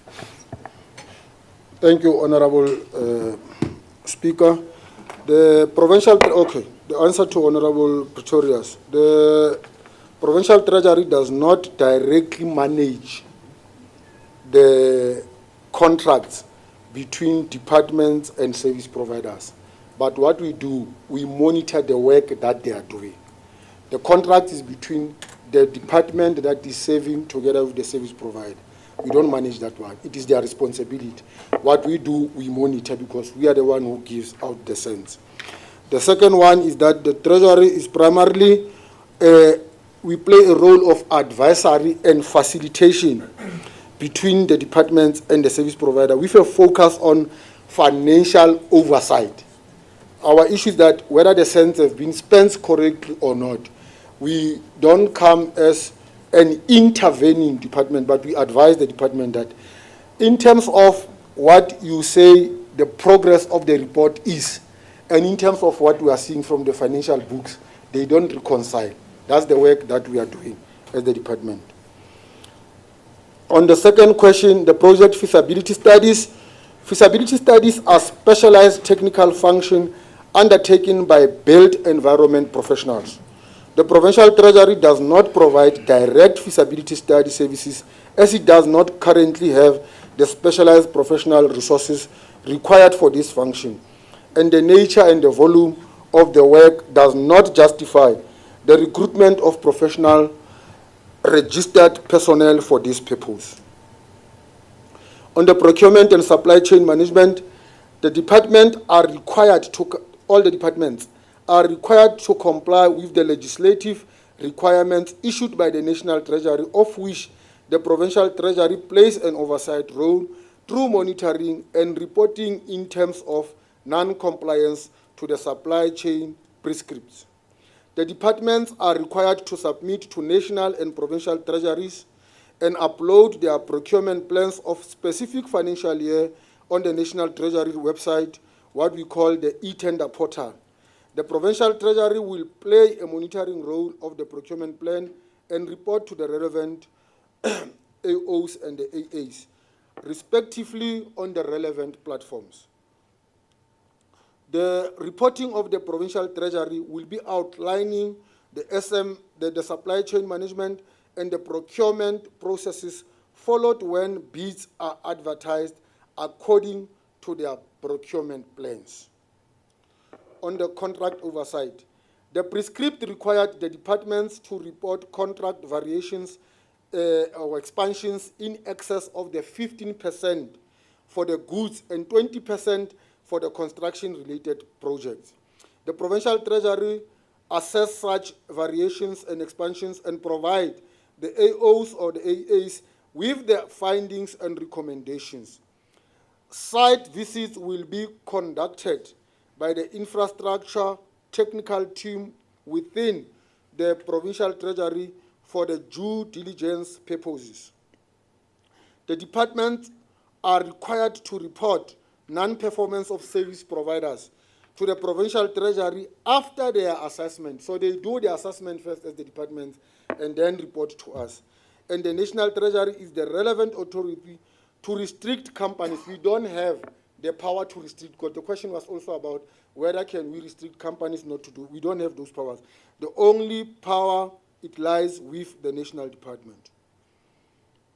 In terms of the oversight, the provincial treasurer issued a guide intended to assist accounting officers and authorities and procurement practitioners with the submission and report of the variations and expansion by the accounting officers and reporting to the Free State Provincial Treasury.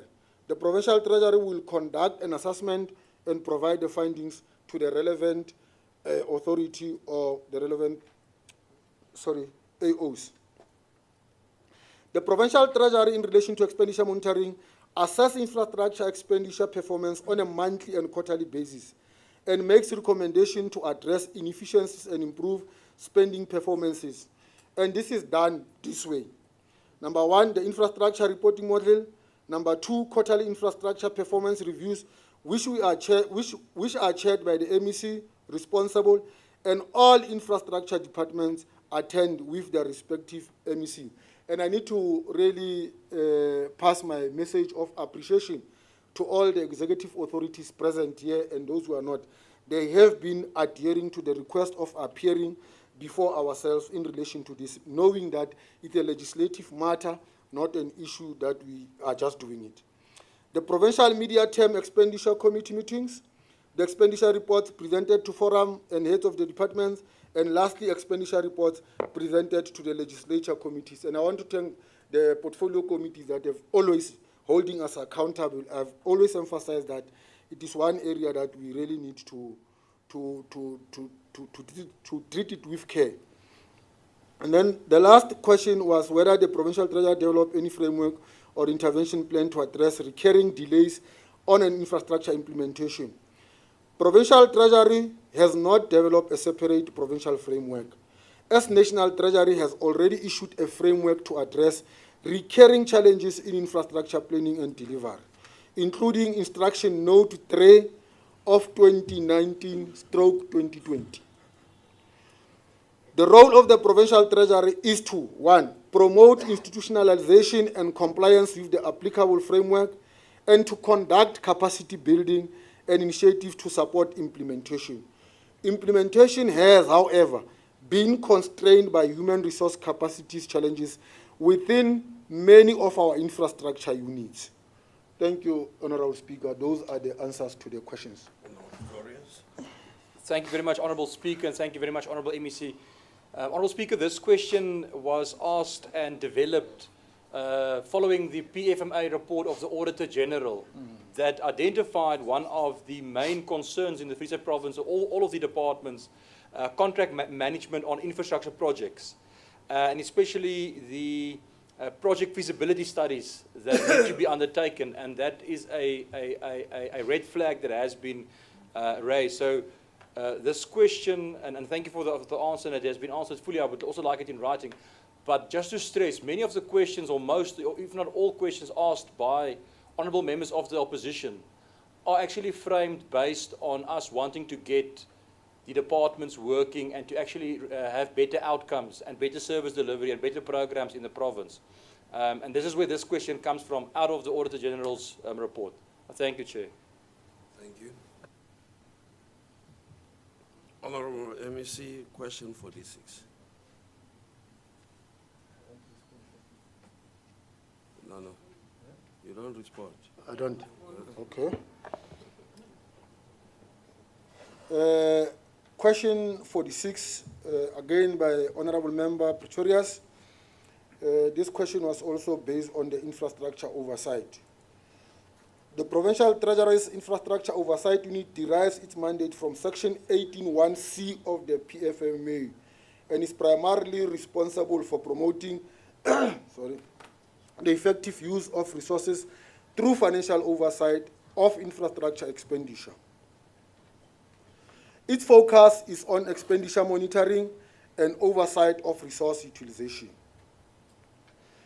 The following mechanisms are used to support collaboration and oversight: infrastructure report modeling, conditional grants and infrastructure programs review meetings, the National Treasury July visits, the site visits by both national and provincial treasury, the key control metrics, the provincial medium-term expenditure committee meetings, and the ESCO budget lekgotla.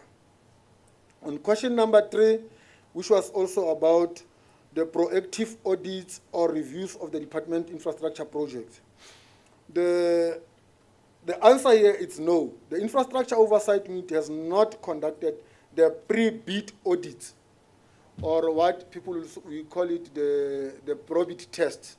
We have not done that as the department, or reviews of the departmental infrastructure project. This is the step that sometimes we are encouraged to do them before the project could even be advertised, or do, so we have not done it. The Provincial Treasury does not currently conduct the pre-bid audit as part of the Infrastructure Oversight Unit's mandate. However, the Infrastructure Delivery Management System, what they call the IDMS, through the Framework for Infrastructure Delivery and Procurement Management, provides for an end-of-stage deliverables and control points. These are intended to achieve the following: to inform decision-making at each project stage, to promote compliance with prescribed processes, to improve efficiency in infrastructure delivery, and support value for money by ensuring that expenditure is aligned to evidence-based demand and approved planning requirements. Therefore, the Provincial Treasury's role is institutionalized and promote adherence to these frameworks through oversight monitoring and engagement with the department. Thank you, Honorable Speaker. Thank you very much, Honourable Speaker, and thank you very much to the MEC for the response. Speaker, just again, can we please have this in writing? And again, just to stress, this is one of the red flags that the Auditor General has raised in terms of infrastructure oversight across the province, where we are seeing infrastructure projects not being completed on time, being terminated, and at the end of the day, our residents across the province suffering. So it is very vital that the Provincial Treasury's Oversight Unit is proactive in its work. I thank you, Speaker. Honourable MEC, Public Works, question 54. Thank you very much, Honourable Speaker. The department conducts occupational health and safety inspections on state-owned properties and issues covering letters with inspection reports to client departments for implementation. According to our records, the last OHS inspection of the Wynberg Provincial Administration Building was conducted in October 2025, and a formal letter was issued to Department of Community Safety, Roads and Transport on the 26th of November 2025. The department was aware that the building had no electricity supply for extended period. The disconnection resulted from cable theft, which affected the facility's electrical infrastructure. Regarding vandalism and burglaries at the store, where graters and equipment were kept, the department notes that the Department of Community Safety, Roads and Transport is responsible for providing security for properties solemnly occupied by themselves. The department is responsible for electrical account for this property. Reconnection will occur once the client department submits a COC, which is a Certificate of Compliance for electrical installations as required by Occupational Health and Safety Act. Maintenance for property, including restoration following the fire, is the solemn responsibility of our client departments who are actually occupying that particular building. Thank you very much, Honourable Speaker. Honourable Member, okay. Thank you, Speaker. Speaker, just to take note, on this building, this original question was asked before the actual building took fire. It was then bounced off the Department of Roads and Transport and back to Public Works because the answer wasn't correctly answered in the first place. And then the second time it was answered, said, which building am I referring to? Which then ended up where it is now. The the problem is that this building hadn't had electricity, and if the health and safety record that is supplied, as the Honourable MEC has just alluded to, in October last year, then that I questioned that health and safety report, because this question was asked just before that. And this building was without power for more than 2 years in total. So that is a major problem. That these, I don't know who's conducting the health and safety reports, but these questions that we ask are often to be able to assist the department, to be able to go and do the oversights and to make sure that they're done. They're not asked in malice, they're asked to assist. And if this was assisted and the health and safety certificate was done, this building would probably not have burnt down at the end of the day, because it was, according to the fire report, it was burnt down according to electrical fault. So, and due to the vandalism. The security was also not on site, and that's why all the yellow fleet had been vandalized and damaged. And then just to ask one more little question on this, has this building now been allocated a slot to be refurbished?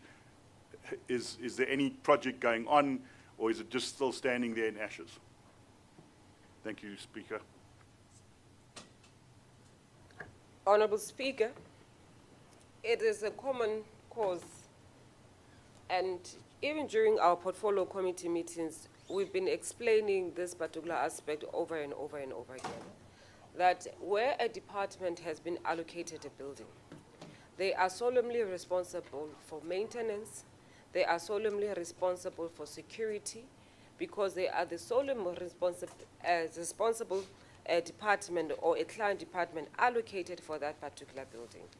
It is also, we welcome the input by Honourable McKay in the relations to us providing further information in as far as the records are concerned. But this is the latest record that we have, and most probably the indication in terms of a disconnection, it's in relation to burglaries, which the client department is responsible for in as far as security is concerned. It's not the Department of Public Works that is responsible for security of such buildings, especially when a client department is a solemn occupier of that particular building. I've made a classical example about OR Tambo previously, that OR Tambo is multi-tenant building where Department of Public Works, Qwaqwa, including the Office of the Premier, is allocated. Therefore, Department of Public Works therefore takes the responsibility for such. That's why we do not have enough resources in as far as maintenance, because where clients are allocated buildings solemnly as client departments, they are responsible for such. But for further information, we are more than welcome to provide such information in as far as occupational health and safety reports are concerned. Thank you very much, Honourable Speaker. Thank you, Honourable Speaker. Then this question is really confusing, because it was originally posed to the Department of Roads, Community Safety, Roads and Transport, and they referred it to Public Works, as you can see by the numbers, and you can follow it back. So if the Department of Community Safety, Roads and Transport are solely responsible for the safety as well as the upkeep, the maintenance and the security thereof, they did not answer the question that was posed to them. And they bounced it to Public Works, hence the reason why it was posted to Public Works. So with your indulgence, Speaker, seeing that the MEC of Community Safety, Roads and Transport is here, and the question was posed to his department originally, can he please answer the question? MEC, you're not in the position to answer it.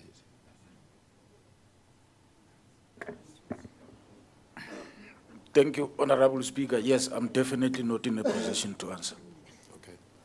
We will ensure that we have the two departments so that we are able to have an answer to the report, so that the question, the first initial question was directed to the department, the relevant department, which also indicated in their response that the relevant department is Public Works, and Public Works in response takes back the matter. So we need to get into the detail so that we know exactly who's responsible and why this. So we need to get that clarity, and we will get down to it.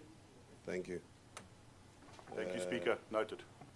Note that we need to follow up that. Shall we go to the MEC for Economic Development, Ndadema Kume 57? Thank you, Honorable Speaker. The questions were asked by Honorable Jackelson. The first question is that the provincial department does not have, or we have never established, a black industrialist program of our own. What we have been doing is that we participate in the national program, which has been established by the DTIC across all the provinces. And based on the information available to the department. So the DTIC has never approved funding via this program to potentially benefit or beneficiaries of the Free State. So when they do it like a national thing. They don't say this specifically for Free State. It's a dialogue and a discussion that we still have with the minister in our mini-max to try to have a particular budget set aside for a province by province, because industrialists are mostly found in urban areas or the urban provinces or the metro provinces or metropolitan provinces. Now, they always take the chunk of the budget from national. So we're trying to say, let's find other things, particularly to deal with the issues that I will mention later on as part and parcel of your questions. The question number 2, the DTIC has a criteria that they use. I'm just going to mention 4 or 5 of those. Number 1 is on the ownership and control. They usually emphasize that it must be South Africans, citizens, but with a greater 50% black shareholding and management. They also emphasize the issue of the operational involvement of black shareholders who must be directly and actively be involved on the day-to-day to avoid this thing, they are not there, some people are running their companies or their activities. Number 3 is the sector alignment. The business must operate within the productive and the manufacturing sectors. The example which I wanted to talk about is this one. You also look at the agro-processing, the clean technology, the mineral beneficiation, and chemicals and automotive components. And in areas where they have oceans, they will also look at the ocean economy. Unfortunately, we don't have. And lastly is the issue of the economic and social impact. That industrial must always have that economic and social impact. And the project must create or retain direct employment and achieve at least a level 4 BBBE contributor status. So it must grow. It must not always emerge. Others will always fund them in all these other things, like your financial commitment and the investment scale. Now, with us, we then target the media enterprise, but using the same criteria. Obviously, then we include issues like your financial viability of the business, the compliance with relevant laws and regulations, and the ownership race not relevant, because it has been covered by the not greater, the more greater 50% of the black ownership. What have been paid over the respective beneficiaries? As the DSTEA, we have approved an amount of 19,191,000 for medium enterprises in 2025-2026. And as at the 31st March 2026, 9,691,000 has been spent by beneficiaries. And the following question was, which beneficiaries? So there's a list of beneficiaries. I will request the honorable member to hand it over after this. What we have done, honorable member, we've made a table that shows, because the other question was also about where are they found. We've made a table that shows a particular business is its name, its region, and its local area, even the town. so that we are able to trace it. If we say, an example, Bukhali Trading Suppliers and Projects, you will find it in the region of Mangaung, the local municipality is still Mangaung, the town is in Bloemfontein. But other details you can then get from the department. You will know why we can't even maybe expose other things that you requested us to do now. But the amount, it is that one of 19 million. Because honorable member wanted to know also each and every company, how much has it got? The problem is that we have received many problems by exposing these things to the public. Sometimes they get to be victims of the contribution that the department is giving them to help themselves. But it is available in the department, you can get it, and then it will be between yourself and the department. Like as I've said, the departments are found in those areas where the table will show you once we have given you the thing. The issue was also about the monitoring. All funded enterprises are monitored via our officials in the district service centers. But I need to admit here that there have been some serious weaknesses. One of them being what I will call the issue of people doing the paperwork from the offices. Not like, because what you need to do when you monitor, if they say we are operating a saloon, you must be able to go and check whether that thing is a saloon or not, and whether it is in existence or not. So there are few where we have found that either companies are not in existence or they don't do the actual work that they've said they are doing. But monitoring is being done. The reason we can even detect that report, it is because of the monitoring that we are doing. But it is district offices. And all funded enterprises are currently operational, at least these ones that were funded now. We can attest that they are currently operational, all of them. And your last question was on the processes in place to ensure that funds are used by beneficiaries for their intended purpose. The departments and enterprises agree in advance on which items or services need to be procured, something which it was not done in the past, but we are doing it now, that we don't just give you money. We are agreeing that you want water, we're going to buy water, service providers, so and so. So it's like it's streamlined, so we are able to monitor that this item or this product is going to happen the way in which it has been agreed upon. And the enterprises can only procure once an official of the department has confirmed that item or the services to be procured corresponds with what have been agreed when their agreements with the department were signed. What has been happening is that the department will call service providers, and service providers will say, this is what we want. The official will sit with them, but they will go even to the service provider now outside this one who has asked us the assistance. And the official of the department has the responsibility to confirm or all these things that are needed are as per the document that we have signed between the one who was asking for help and the department. So that was the last question. Thank you. Thank you. Honorable Jacobson. Thank you, Honorable Speaker. The MEC mentioned that the national department is responsible and the Free State isn't receiving funds in terms of this program, but then he went on to indicate a number of businesses that are receiving. So I just need some clarity.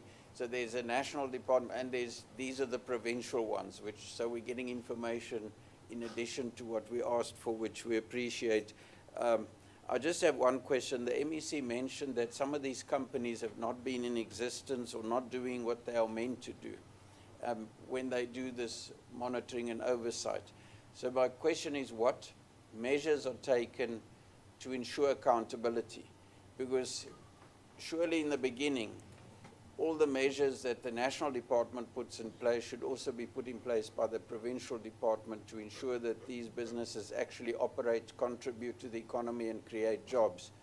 And if they're not doing that and they've received the funds, then individuals within the department could be colluding with them and must be held accountable, and these individuals themselves, because we don't want these same people coming next year with a different company and a different concept and requesting funds again.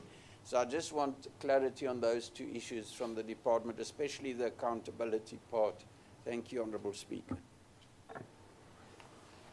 Thank you. I think in one of the questions you have already provided an answer, the one of blacklisting them. What we do is that all people who are receiving assistance from the department are given a period of 3 years for them not to come back and ask the same.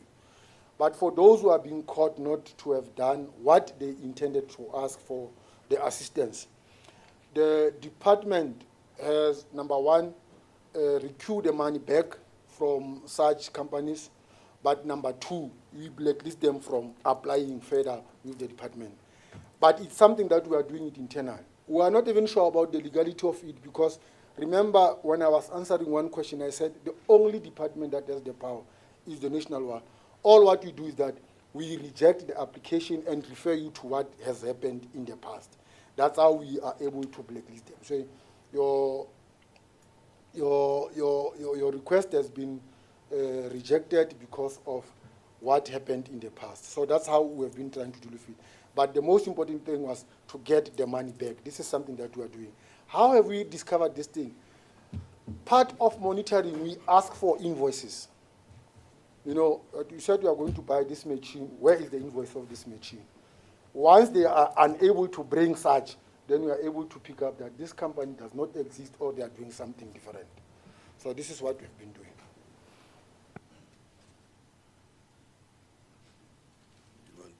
Thank you. Just a quick one, Honourable Speaker. So the invoices are received, but invoices are easy to generate.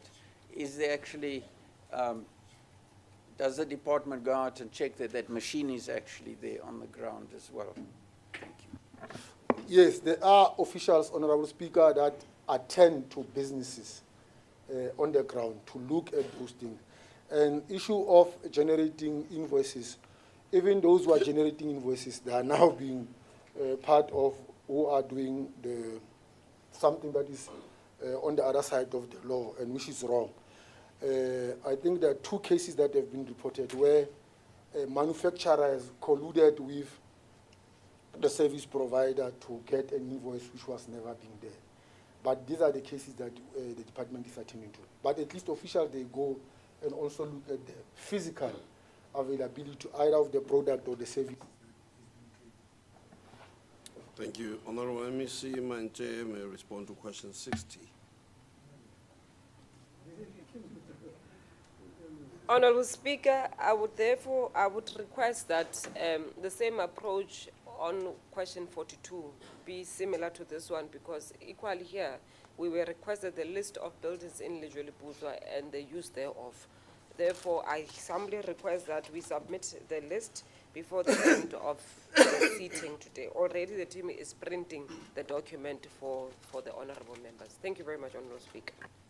Can I get clarity there, Honourable Member? Remember, as I said when I started this question, that these questions were submitted to members and MECs to respond. This, what you are saying now, should have been done long time ago, but 10 days passed and we did not get the report. We are now here and we are told again that there's printing, etc. Can we get an explanation exactly what is happening? This is not a new question. I thought it was a question that was asked and then for written reply, and this has not happened.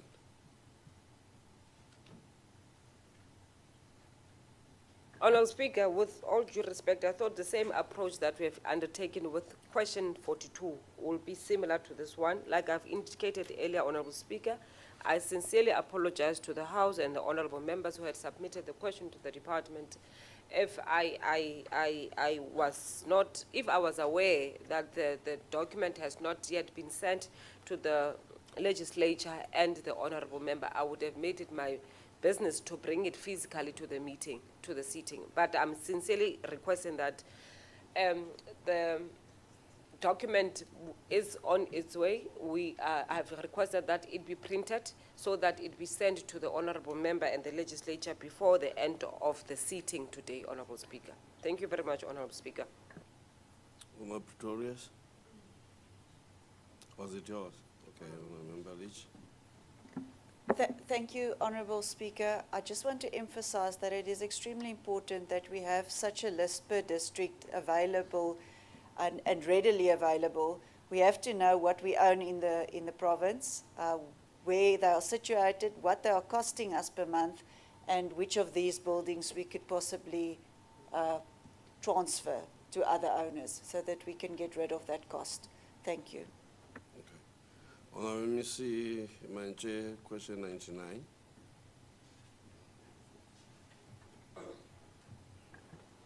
Thank you, Honorable Speaker.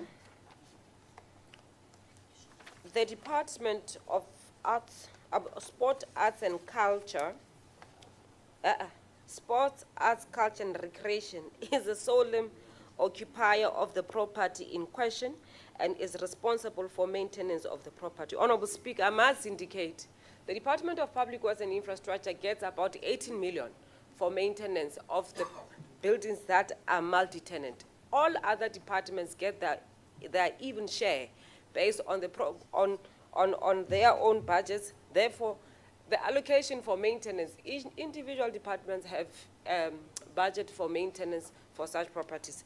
Therefore, the matter relating to this particular question in relation to the old government building President Brandt housing the Ngoleng Sesotho literature is a solemn responsibility of the said department. Thank you very much, Honourable Speaker.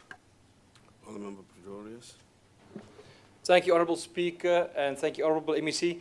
Speaker, unfortunately, I had previously asked this question to the Department of Sports, Arts and Culture, and they instructed in a response that the matter be referred to the Department of Public Works and Infrastructure. So they're not sure why I'm being sent from pillar to post to get my question answered. That floor at the old government building needs to be fixed. It is being utilized by the private sector, by NGOs, and by various spheres of government. But it is dilapidated. 1/3 of that hall is not safe to utilize. So I'm not sure if the Department of Sports, Arts and Culture said I must refer it to DPWI and DPWI refers me back, who is now taking responsibility? I thank you, Speaker.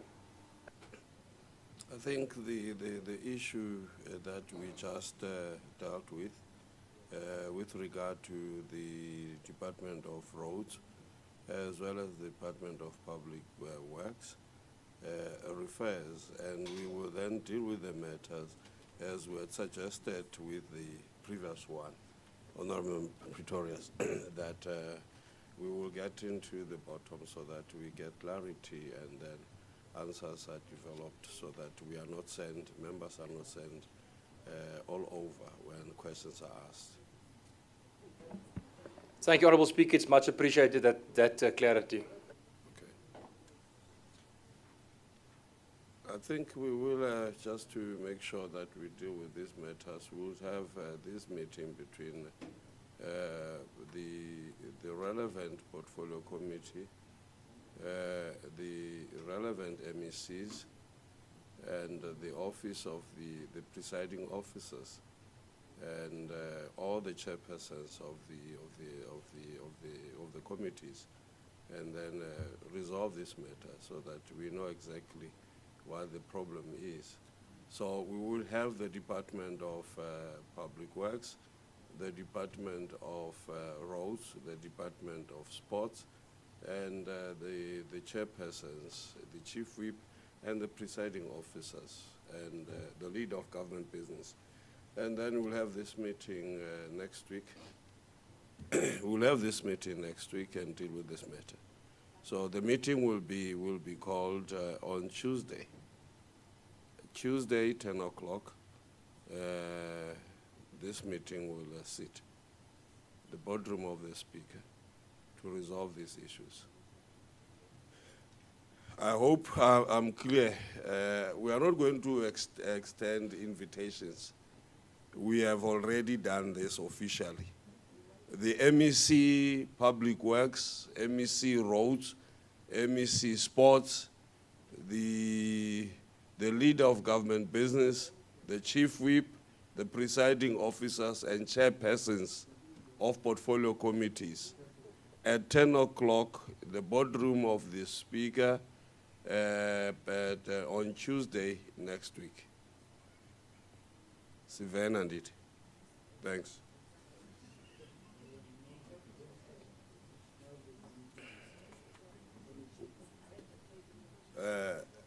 Egare, the leader of government business, are you protesting?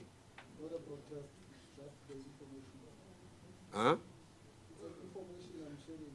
Okay. I'll share with you. Yes? I will share with you. All right. Okay. Honourable Speaker, next week is a bit difficult for some of the members. There's also members that's studying and they are at WITS writing exams and then other obligations as well. Is it possible that we could maybe have that meeting the week after? If at all possible, or a virtual meeting? No, I don't want a virtual meeting. No, I'm not opening up this discussion. Yeah, we know that. Thank you.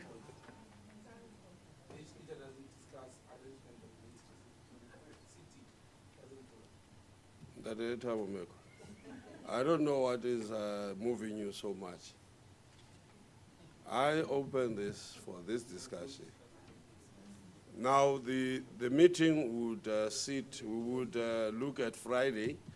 If not this Friday, we will then look at we will communicate that.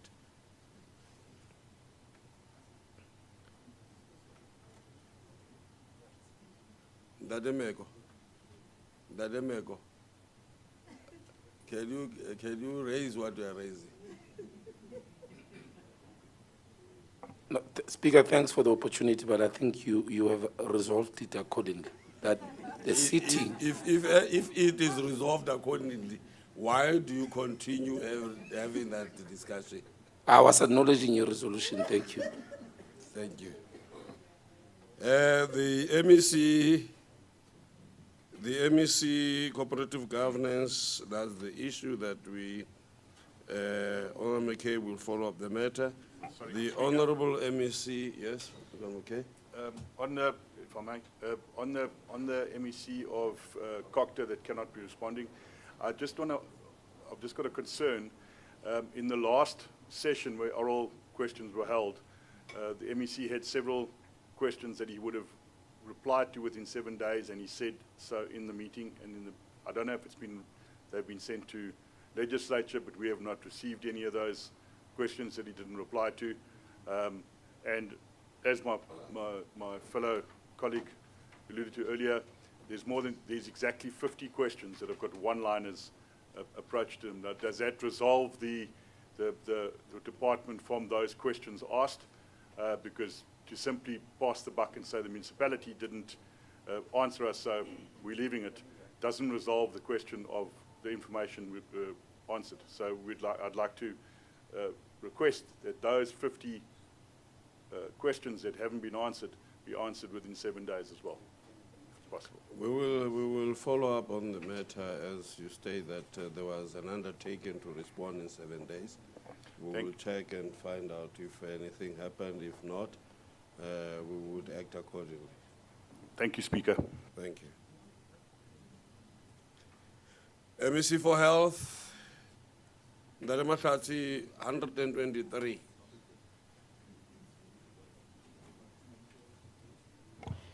Thank you, Honourable Speaker. I will follow the guide that you provided.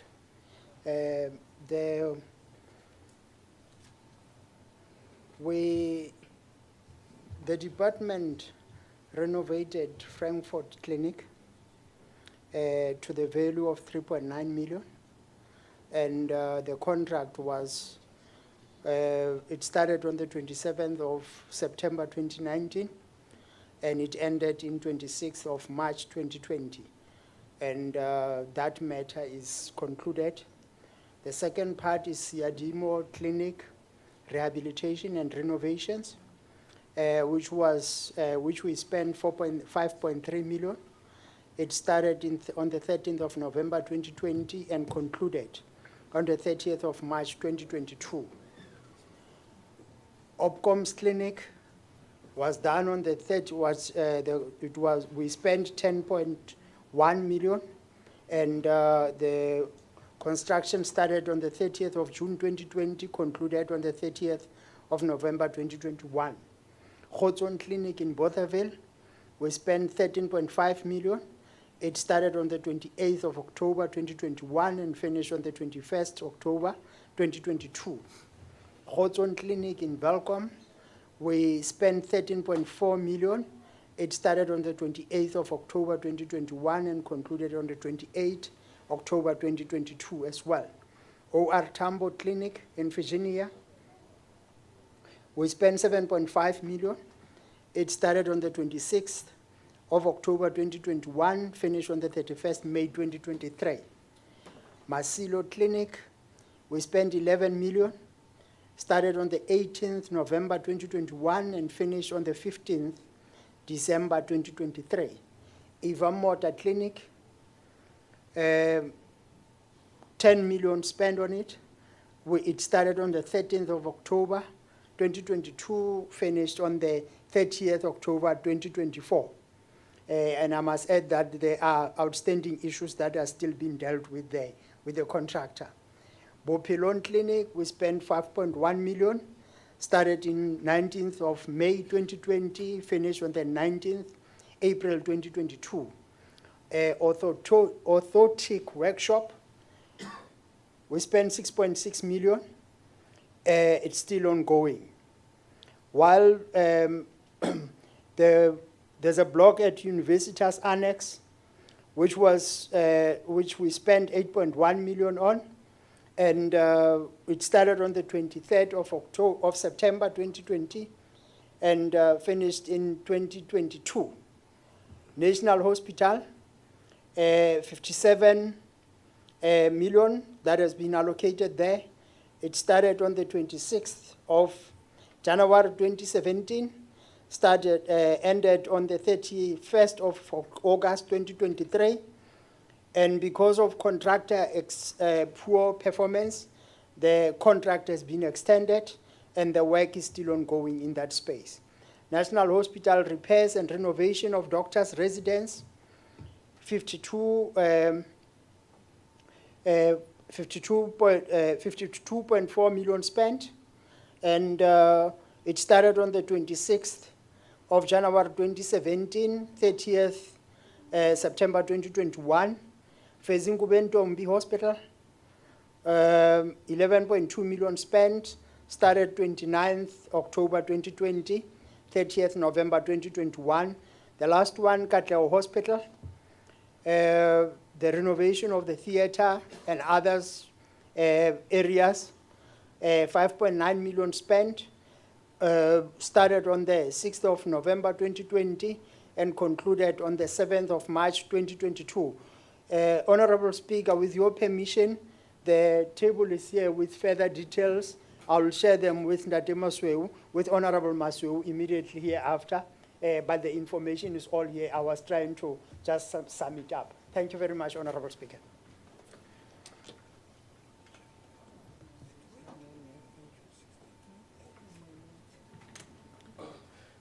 Thank you, Honourable Member. Thank you, Honourable Speaker. Speaker, with your leave, can I just respond on behalf of Honourable Maseu? He's just still out. We're having some mobility challenges. Okay. Thank you for the response and then the written response that will be received. Thank you, Speaker. Thank you. Honourable Member, ABC, it's a busy day today. And I understand why you're wearing the clothes that you are wearing today. 128.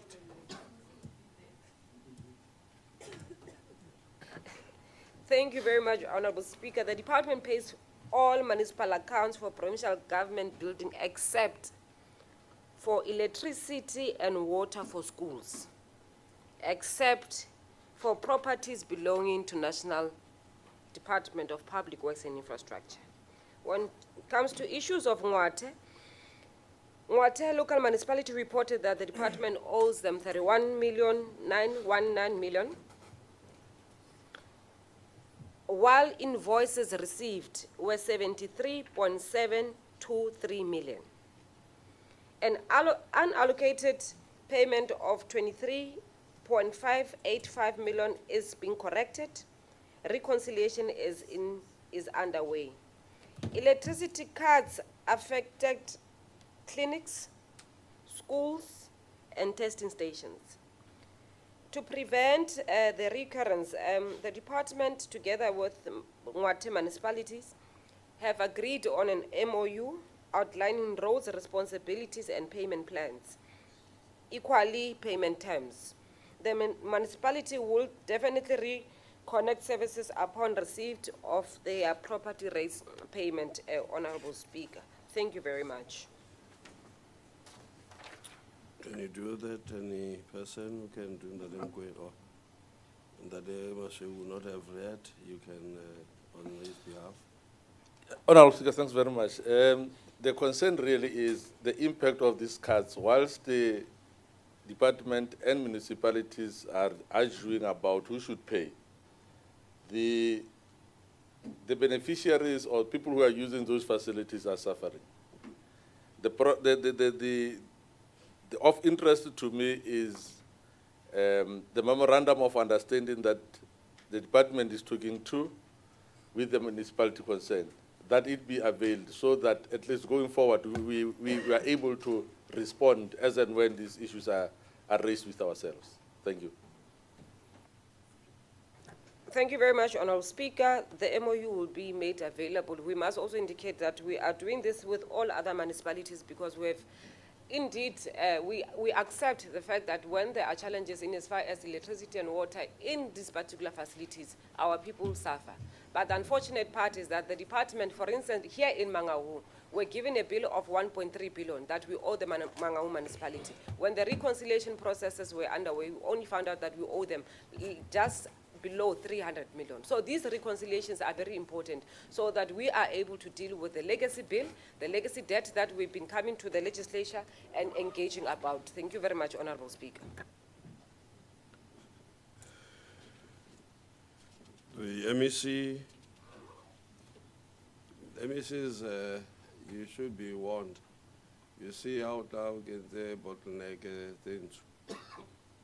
You will be very active. MEC Westport, Dondo. Hey, they are safara nini. The clean up and they are safara this fagile. MEC Public Works, 136.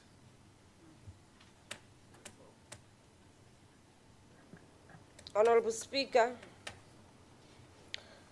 the department does not have any lease agreement to the plot that has been referred to. Secondly, there are no terms in relation to terms and conditions of the agreement is not applicable because we do not have any lease agreement. And the amount payable, the department, or the question was whether the department is aware of allegations in relation to cattle being kept on the property. The department is not aware because we don't have a lease agreement. And the last part is that did the department make any inspection on the property? The last inspection, the latest date in relation to the inspection was on the 19th of June 2026. And the plot was found to be vacant with no animals on the farm. And which officials made inspection? It was Mr. Souls and Mr. Qwaqwa that made inspection on that particular property as referred to. The following subsequent question, I think those were the issues that were raised in relation to this particular question. Thank you very much, Honourable. Are you responding to 136, 137, and 138? Can I just, should I proceed, Honourable Speaker? Please. Okay. On 137,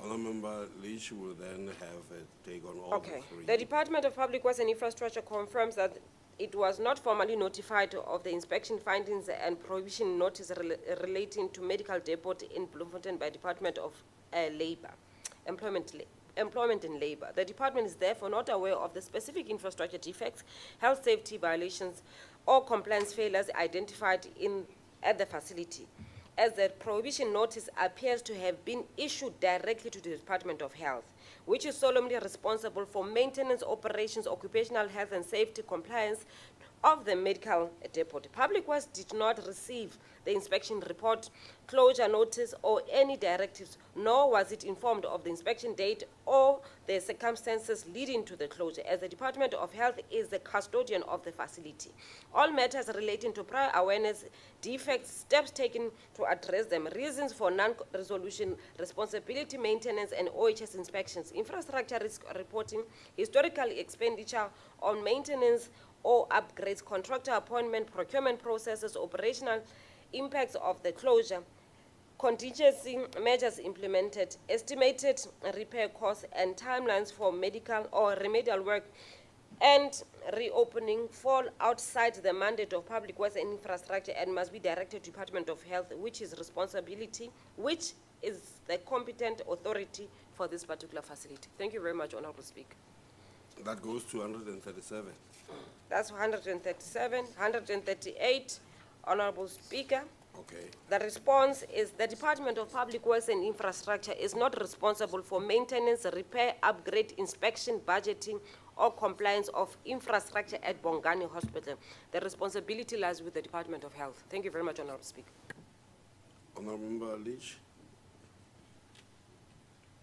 Thank you, Honourable Speaker. I think that meeting that you have scheduled is most welcome to sort out the differences, because when we go for oversight at these premises, then we are told that the hold-up is at the Department of Public Works and Infrastructure. And that's being communicated to us by the health officials working at these institutions. So I think in this case, if we may please request that the Department of Health also be part of that meeting. Thank you. And the MEC for Health especially, please. Thank you. Honorable Speaker, the Department of Public Works has been made a scapegoat on a number of issues, and we have raised this thing in the Portfolio Committee. That meeting is very necessary so that we are able to deal with all these matters. Thank you very much.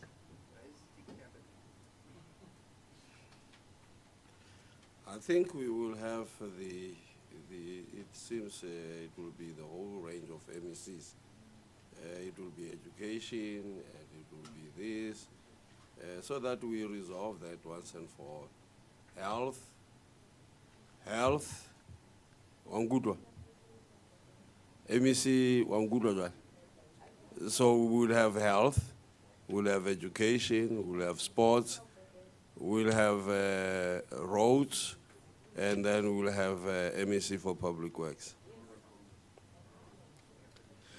The MEC for Finance will be coming for both as MEC Finance, but also as a lead of government business.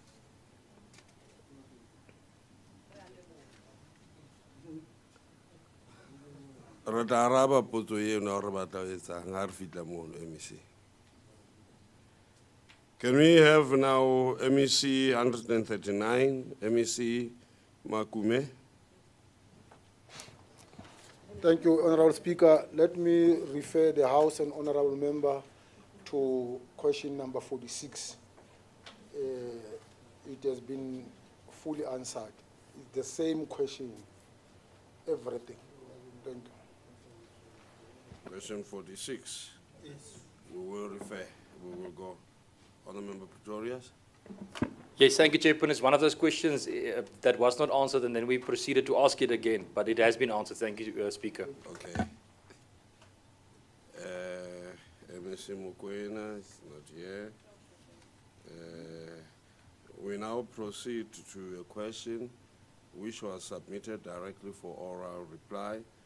The Honourable MEC for Public Works and Infrastructure may respond to question 1.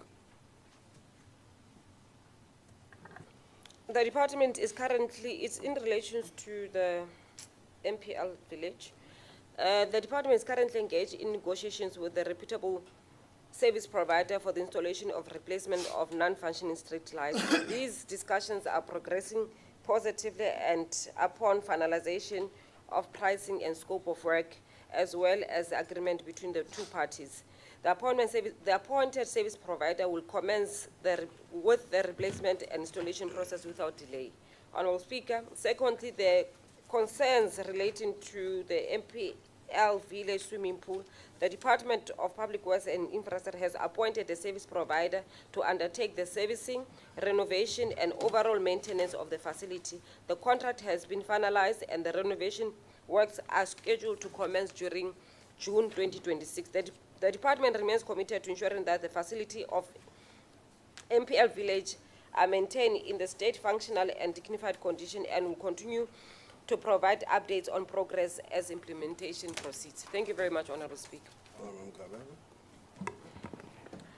Thank you very much, Honourable Speaker. Let me welcome the response by the MEC. However, when the MEC was talking, he indicated the fact that the department is continuously doing the occupational health and safety in specific or in various departmental facilities that are overseen by the department.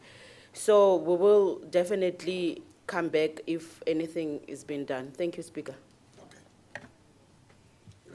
Honourable Member, I will now take this opportunity to welcome back our Deputy Speaker, and we are happy that you are back.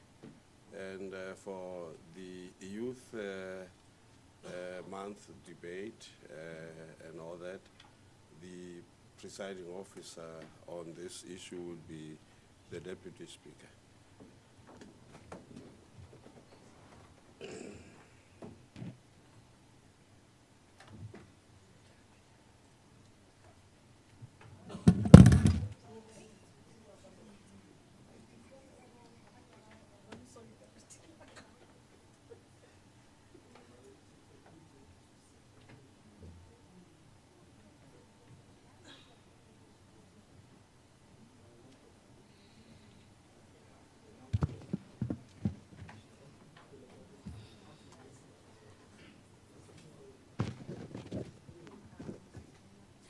Good day, honorable members, and good day to the public in the gallery.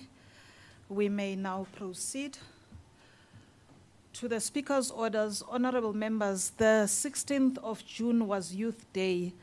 It marks the day on which the students in Soweto protested against the Bantu education system.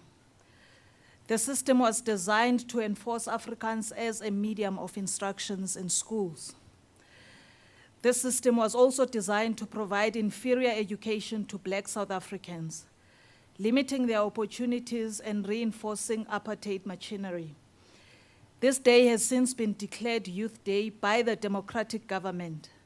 Hence today, as the Free State Legislature, we have decided to honor this day by allowing honorable members to advance their debate on Youth Month. I will now call upon Honorable Manje to resume the debates for 16 minutes.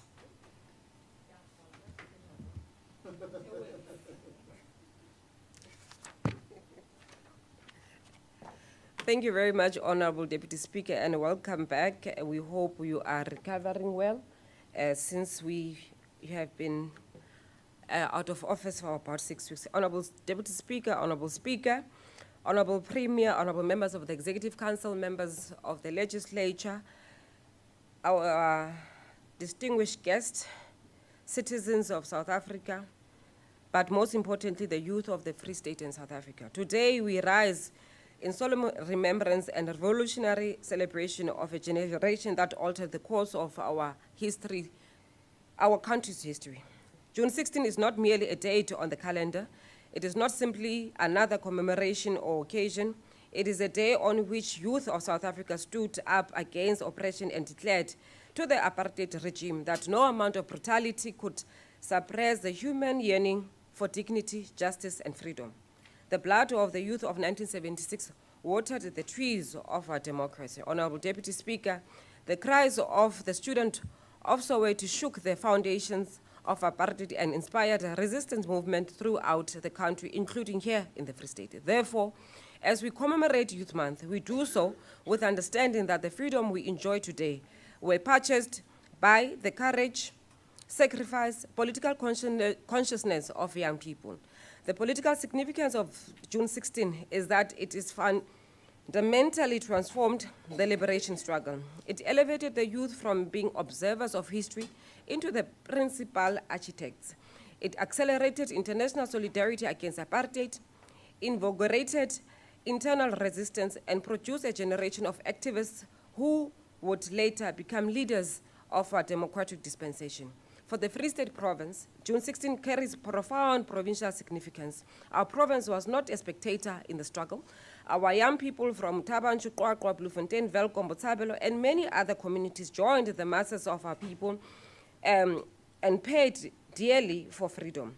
Their participation cemented the Free State's place in the national liberative narrative. As we remember June 16, we are reminded of the timeless words of the former president of the ANC, President Nelson Mandela, when he said, I quote, "The youth of today are the leaders of tomorrow," close quote. Equally profound words of President Oliver Reginald Tambo, who cautioned, I open quote, "A nation that does not value its youth does not deserve its future," close quote. These are not merely aspiration statements, they are a call to action. The youth are not merely beneficiaries of government programs. They are the producers of ideas, creators of wealth, defenders of democracy, and builders of nation. A country with a youthful population possesses an enormous democratic advantage. The question before us is whether we will transform this democratic reality into social and economic prosperity. According to the latest population estimate, South Africa's population exceeds 63 million people. Approximately 42% of our population is under the age of 35. In the Free State, young people constitute a significant proportion of our provincial population and remain central to the social, economic, and political future of our province. Indeed, as Comrade Oliver Reginald Tambo once said, I open quote, "A country, a movement, and people that do not value their youth do not deserve their future," close quote. As African National Congress, we understand that investing in young people is not charity, it is nation building. Honorable Deputy Speaker, today we honor the stalwart of our youth movement whose sacrifice made our democracy possible. We pay tribute to Hector Peterson, Tsietsi Mashinini, Khotso Seatlholo, Westings Ndlovu, Bantu, Steve Biko, Peter Mugaba, Solomon Mahlangu, and other countless unnamed young activists of the African National Congress, Youth League, COSAS, and student formations who endured detention, torture, exile, and even death in pursuit of freedom. We also honor the founders and leaders of the African National Congress Youth League, including Anton Limbende, Walter Sisulu, Nelson Mandela, Oliver Reginald Tambo, who understood that mobilization of young people was indispensable to the success of the liberation struggle. Honorable Deputy Speaker, these young revolutionaries understood the fundamental truth, which is political freedom without economic emancipation is incomplete. It is for this reason that the ANC 55th National Conference placed youth development and youth empowerment at the center of its program and social and economic transformation. The conference resolved to prioritize youth employment, strengthen industrial policing, expand public employment programs for young people, increase opportunities for internships, support township and rural economies, and ensure greater access to education and skills development. The resolution further emphasized entrepreneurship, innovation, and economic inclusion as necessary instruments for empowering young people. Honorable Deputy Speaker, the ANC understands the political freedom must translate into opportunities. That is why the ANC-led government has implemented numerous programs aimed at improving the lives of young people. Nationally, programs such as Presidential Youth Employment Stimulus Initiative, as well as Presidential Employment Stimulus, NSFAS, EPWP, and Youth Employment Service and Learnership have created pathways for millions of young people of South Africa. Here in the Free State, infrastructure projects, bursary schemes, graduate placement programs, and support to small enterprises have created opportunities for young people. The response of the ANC-led government extends beyond traditional employment interventions through the Tech Dev 2.0 program and partnership with the University of the Free State, young people are being enrolled in agri-entrepreneurship, new ventures creation, and business pitching programs.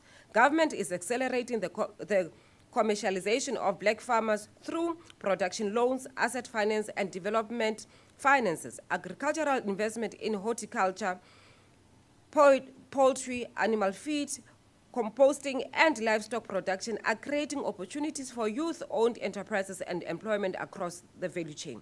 The Department of Economic Transformation, Economic Development and Tourism is implementing practical interventions through SMME support, digital skills development, mentorship program, and business incubation. Young people are benefiting from expanded tourism opportunities, including Coffee Festival in Marquardt, the Cosmo route in Forestburg, and Camino hiking trails in the Maluti-Drakensberg region. Government is supporting digital innovation hubs and renewable energy projects to ensure youth participation in the economy of the future. Our investment in youth development is demonstrated by internship, learnership, workplace integrated learner program running up until 2027. Across the Department of Education, internship, ETDP, CETA programs, workplace integrated learning, and other CETA opportunities, 176 young people are currently benefiting from structured workplace exposure and skills development. Through the Presidential Youth Employment Initiative and the Basic Education Employment Initiative, 11,117 young people have been provided with opportunities. Combined, these initiatives have benefited 11,293 young people. These figures represent dignity, restores through the work experience, skills acquisition, and pathways into the economy. Honorable Deputy Speaker, as the world transitions towards cleaner, more sustainable technological advances forms of energy production, the African National Congress recognizes that green economy represents one of the greatest frontiers of opportunity for young people in our. Honorable Speaker, Honorable Jackelson is hammering on my ears, but let me proceed. Frontiers of opportunity for young people in our province and our country. The Free State, as a province, with its vast open space and favorable climate conditions, is strategically positioned to become a major contributor of South Africa's renewable energy economy. The province has attracted investment in utility scale solar energy projects and possesses immense potential to become a center of excellence in renewable energy production and green industrialization. The ANC's vision is clear. The just energy transition must be a just economic transition that places young people at the center. The ANC-led government has deliberately positioned the young people of this province to benefit from emerging opportunities in this green economy. Through partnerships involving government departments, state-owned entities, National Youth Development Agency, technical and vocational education and training institution sectors, education and training authorities, and private sector and other stakeholders, opportunities are being created for young people to acquire critical skills and participate meaningfully in the renewable energy value chain. The green economy is creating opportunities for young people to become one, solar, photovoltaic installation technicians, renewable energy artisans and industrial technicians, battery storage and maintenance specialists, environmental management practitioners, energy auditors and energy efficiency consultants, and renewable energy project managers and engineers, entrepreneurs, manufacturers, and suppliers of components linked to renewable energy infrastructure. These opportunities are real, practical, and increasingly necessary as South Africa diversifies its energy mix and accelerates investment in renewable energy infrastructure. Government skills development program, artisan development initiatives, learnership and enterprise support mechanisms are intended to ensure that young people in Mangaung, Welkom, Qwaqwa, Boshoff, Hersorville, and communities across the Free State are not left behind in the emerging green economy. The green ecology provides us with the opportunity to address these critical challenges simultaneously. Firstly, it enables us to combat unemployment and create new and sustainable jobs. Secondly, it equips young people with future-oriented skills that are globally competitive. Thirdly, it positions the Free State as an active participant in the global transition towards cleaner and more sustainable energy system. The message of the African National Congress to the youth of the Free State is therefore unequivocal, that the sun that shines abundantly over your province must become a source of job, innovation, entrepreneurship, and prosperity for young people. We envision a generation of young Free Staters who are not merely consumers of technology, but who are also solar technicians, renewable energy engineers, climate innovators, green enterprise entrepreneurs, and industrial artisans capable of driving South Africa's energy transition and economic transformation. The future of our work is changing, and the ANC is committed to ensuring that youth of this particular province are equipped with not only to participate but in the future, but also to lead. Honorable Deputy Speaker, the youth of South Africa are not merely an economic category. They are a decisive political constituency. The upcoming local government election presents an opportunity for young people to shape the future of their communities. According to the Independent Electoral Commission of South Africa, approximately 1.4 million registered voters in the Free State will participate in the upcoming will participate in determining the future composition of the local government. Young people under the age of 35 constitute a significant share of this vote base and have potential to decisively influence the electoral outcomes. It is therefore imperative that youth register to vote and exercise their democratic right. Municipal government affects the daily lives of our people more directly than any other sphere of government. It is the municipality that are responsible for roads, water, sanitation, electricity, local economic development, and community services. When young people abstain from voting, they surrender their influence over decisions that directly impact their lives. We therefore call upon every young person in the Free State to register, to participate, to vote, hold leaders accountable, shape your future.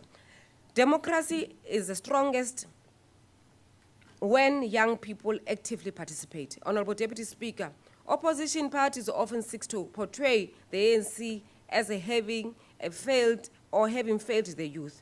The point of unemployment and poverty, while conveniently ignoring both the history and the context thereof. Yes, youth of this particular province, youth of this particular country, youth are unemployed. Unemployment is an enormous challenge and remains unacceptably high. But we reject the simplistic and dishonest assertion that nothing has been done. The ANC inherited an economy designed to exclude the black majority. We inherited an education system intended to produce laborers rather than professionals. We inherited a spatial inequalities that continues to shape our opportunities decades after democracy. Despite this, history and historical realities are therefore indicating that we have expanded access to higher education. We established one of the most largest social protection systems, electrified communities, delivered houses, expanded access to healthcare services, introduced programs aimed at specifically at youth employment, increased access to higher education, created millions of opportunities for employment for our young people. The opposition frequently criticize the ANC but merely present any practical alternatives. Some of those who criticize the ANC today are beneficiaries of apartheid regime and apartheid privilege, or mainly silent because of structural inequalities that continues to shape our society. Others reduce complex socio-economic challenges to slogans and political theater. The truth is that no government anywhere in the world has fully escaped the effects of global economic showdown. Honorable Speaker, the ANC does not deny the challenges. We confront them honestly. We acknowledge that more still needs to be done. We accept the implementation still needs to improve. We recognize that corruption and maladministration have undermined the public confidence and development outcomes. However, we reject false narrative that the ANC has abandoned the youth. The evidence demonstrated sustained investment in education, infrastructure, public employment, entrepreneurship, skills and development, and now the green ecology on green economy as a new regime or engine of opportunity for young people. The task before us is not to destroy what has been achieved, but to build on it. Honorable Deputy Speaker, the generation of 1976 did not sacrifice their lives that the future generation could become cynical and disengaged. We therefore call to our young people to commemorate this month As we commemorate this month, let us recommit ourselves to building the Free State in which every young person has access to quality education, meaningful employment, entrepreneurial opportunities, and a voice in governance.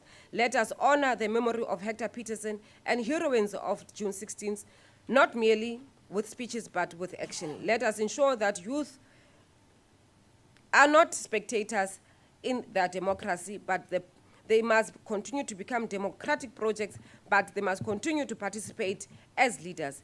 Let us also remember that the future of South Africa will be determined not by size of our challenges, but the courage and creativity and commitment of the youth. I thank you, Honorable Deputy Speaker. Thank you, Honorable MEC Manje. We now proceed to Honorable Mkabela. We give you 3 minutes.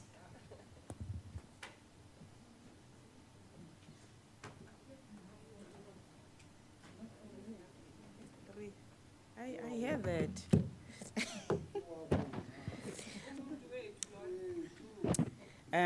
Greetings to all the Free Staters, particularly the youth of this province. Thank you, Honorable Deputy Speaker.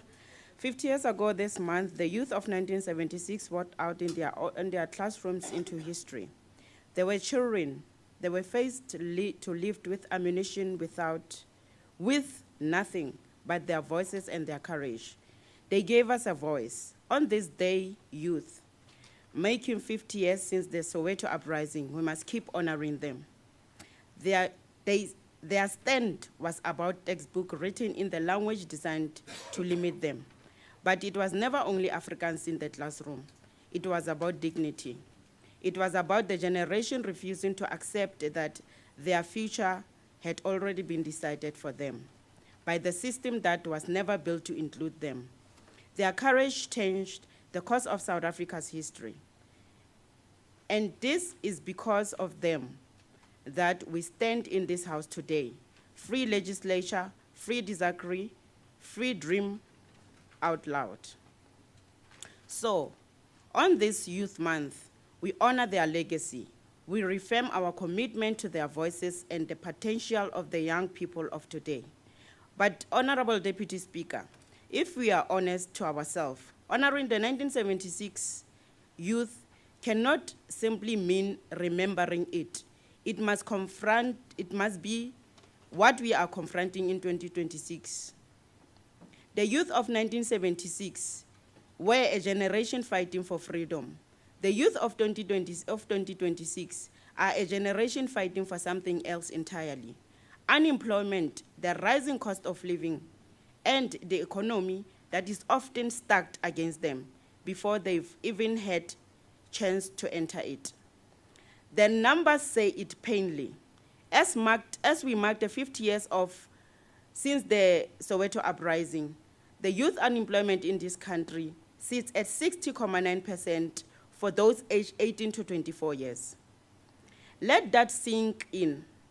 6 out of every 10 young people who want to work, who are looking for work, cannot fit in. Nearly 4.9 million young South Africans are without jobs, and nearly 38% youth are not employed, not studying, and not training at all, simply locked out on outside looking in. This is not a freedom that the youth of 1976 marched for. They did not face bullets so that their grandchildren could face rejection letters and empty bank accounts. They did not fight apartheid classroom only for today's graduates to sit at home with qualifications and not opportunities to use it. Honorable Deputy Speaker, the torch they lit 50 years ago has been passed to us. Today, youth are not asking for charity. They are asking for what 1976 youth always demanded, for a fair chance, real jobs, an economy that makes room for them, not one that makes excuses for excluding them. We as African Congress for Transformation, we want to argue. Your time is up, Honorable Member. Thank you, Deputy Speaker. Thank you, Honorable Mkabela.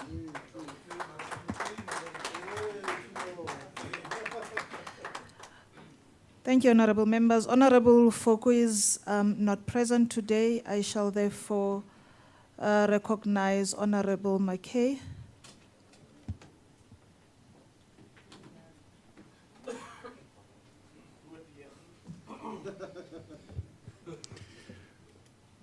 Thank you, Deputy Speaker. Honourable Deputy Speaker, fellow MPLs, traditional leaders, distinguished guests and young ambassadors. Today I stand before you not to celebrate, but to demand answers, to demand justice, to demand the truth that be spoken plainly and without apology. In June, we commemorate the past suffering and courage of all South African youth. On 16th June in particular, we commemorate the day meant to honour the courage of 1976, the day when young people armed with nothing but hope, righteous anger, marched into the jaws of apartheid's cruelty. They marched for dignity, for education, for a future that was theirs to shape. But let's be honest, the ideals of 1976 have not been fulfilled. Not in South Africa, not in the Free State, not in the hearts of this nation. Not anywhere that matters to the youth who still wake up hungry, still walk to broken schools, still stare into the abyss of unemployment. The ANC promised liberation. They promised opportunity. They promised the youth of 1976 would be the last to suffer for their birthright. But what did we get? We got cadres who discovered that children make powerful political tools. We got deployed leaders who built careers on the backs of young, who traded their youth's dream for a seat in Parliament.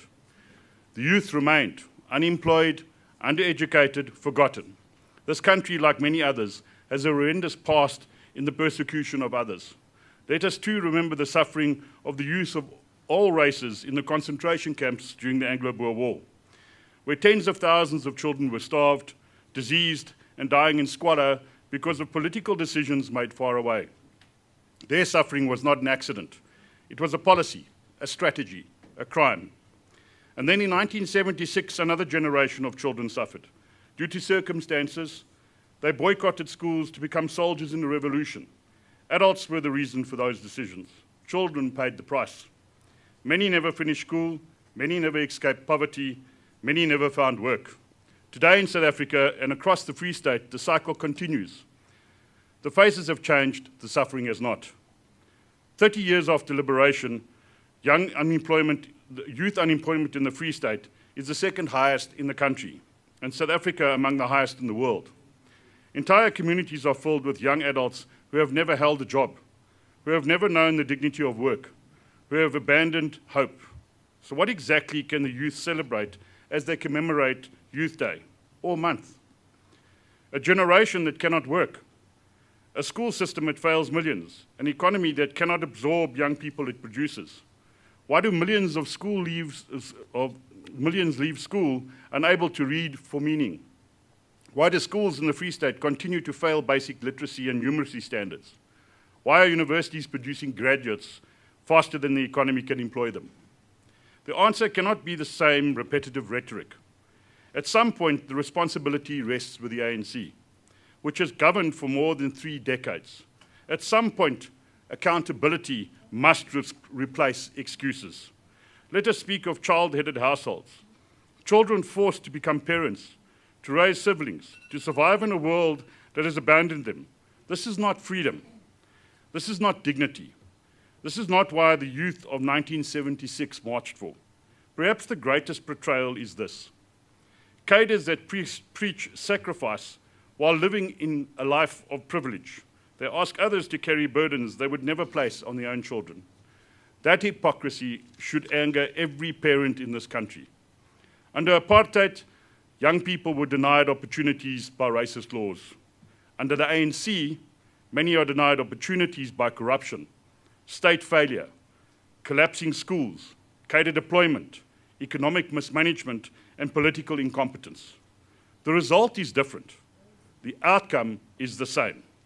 Dreams destroyed, potential wasted, future stolen. The youth are not political tools. They are not campaign material. They are not revolutionary resources. They are not voting blocks waiting to be manipulated. They are children. Their first responsibility should be education. Their first priority should be developing skills. Their first opportunity should be building a future. Any politician who places politics above education is betraying the next generation. Any government that fails to provide quality education while demanding loyalty from the youth is betraying the next generation. We must demand a government that values freedom, fairness, opportunity and diversity for all. We must demand a government that puts children first, not as slogans, but as a sacred duty. We must demand that the suffering of the past is not repeated in the present, that children of the Free State, of every forgotten township and rural village, are given the tools to build their own futures. Youth Day and month should not be a period of remembrance. It should be a period of reckoning, a period where the governing party are forced to answer a simple question. What have you actually done for the children whose future you inherited? The answer for too many is nothing. And that is why we must demand change. Not tomorrow, not next year, now. I thank you. Thank you, Honorable Mackay. In the absence of Freedom Front Plus and EFF, I shall then recognize Honorable Pretorius to address the House.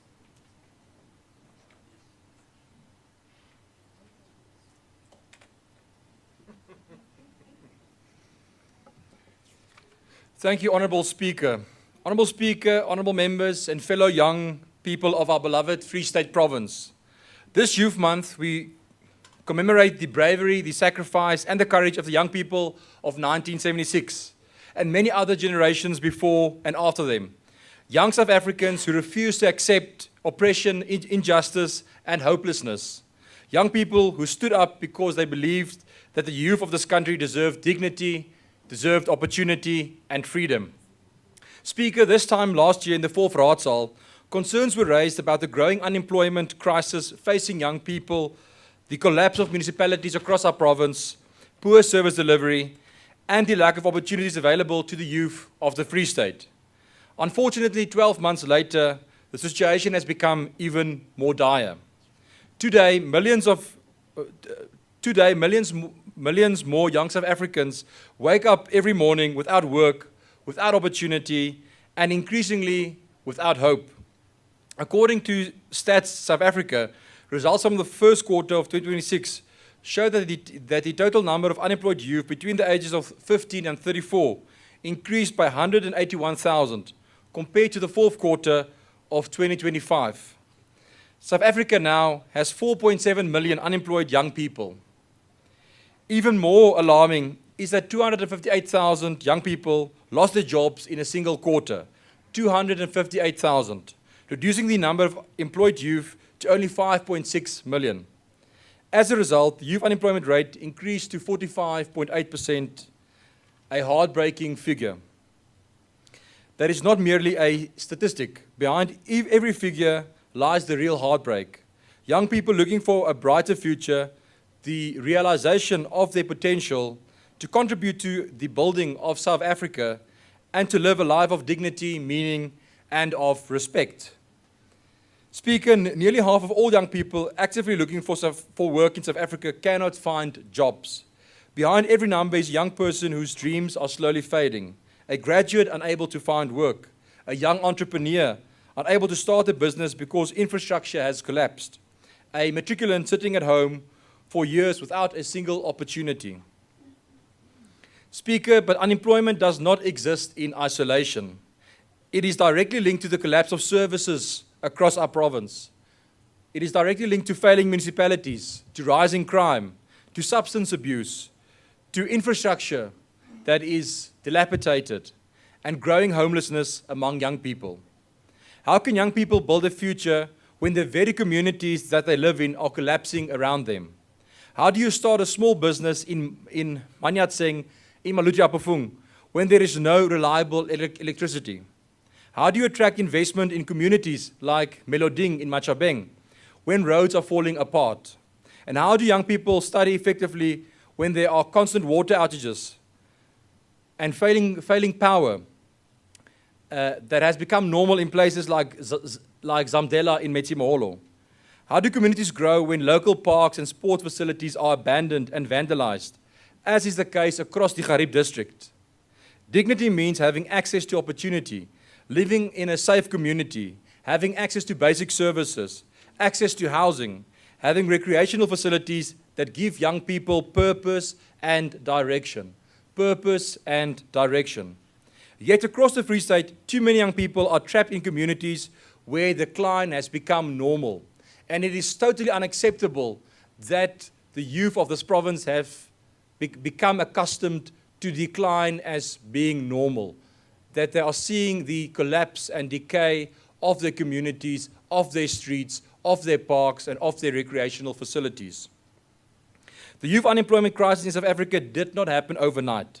It is the result of years of economic stagnation, policy uncertainty, corruption, cadre deployment, and failing governance.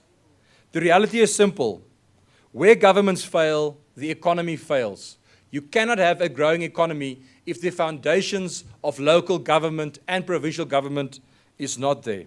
When municipalities collapse, investors leave. And when investors leave, they take jobs with them. And when they take jobs with them, it is the youth that suffer. When corruption increases, opportunities disappear. And when infrastructure deteriorates, businesses close down. And when businesses close down, as I've said, young people suffer. But Speaker, our beloved Free State Province has immense potential. We have agricultural potential. We have vast tourism potential. We have manufacturing potential. We have strategic logistical routes.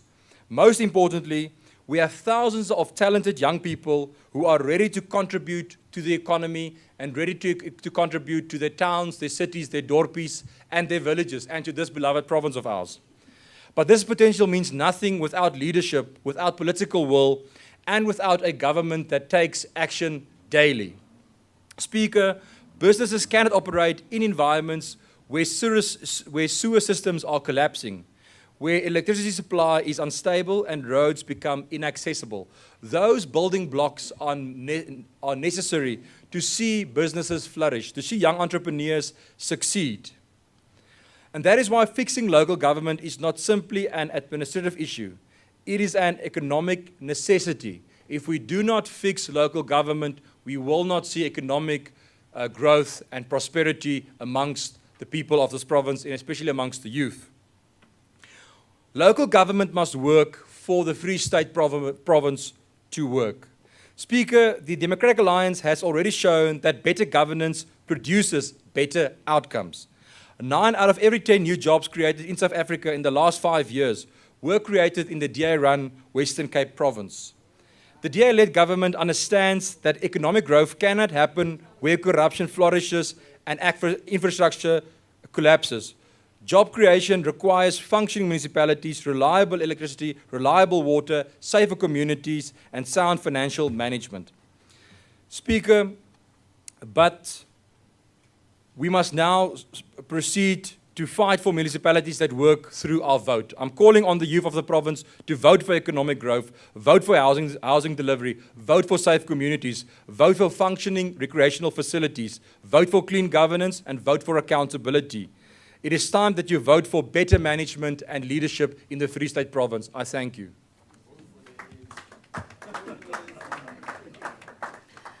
Thank you, Honorable Pretorius.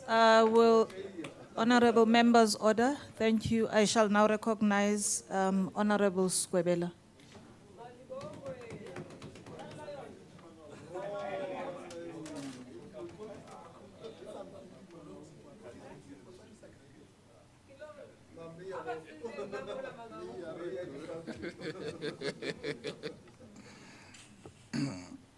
Honorable Deputy Speaker,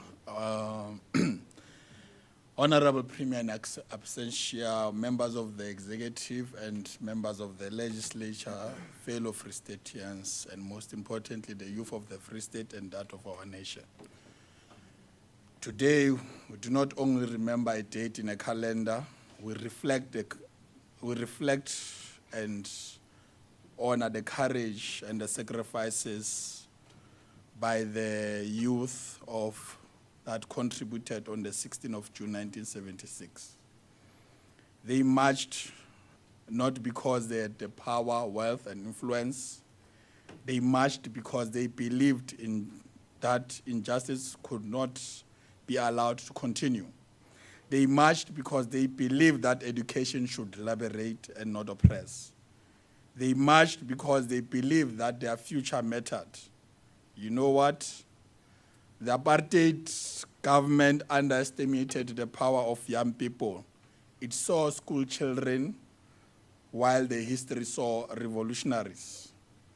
When the students of Soweto rose in defiance, they sent a message not only to South Africa, but to the entire world. When young people stand up for justice, no system of oppression can survive forever. The story of June 16 is not unique, honorable members. Throughout the history, young people have been at the forefront of transforming societies. Fidel Castro, when he was initiating the Cuban Revolution in 1953, and then the 1950 and 1960 young people in America who marched against racial segregation during the civil rights movement. And many students who sat peacefully at the segregated lunch counters marched for equal rights. Their courage helped to dismantle racist laws and expanded democracy for millions. We should ask the question today, does the Democratic Alliance see such on their proposed cabinet reshuffling?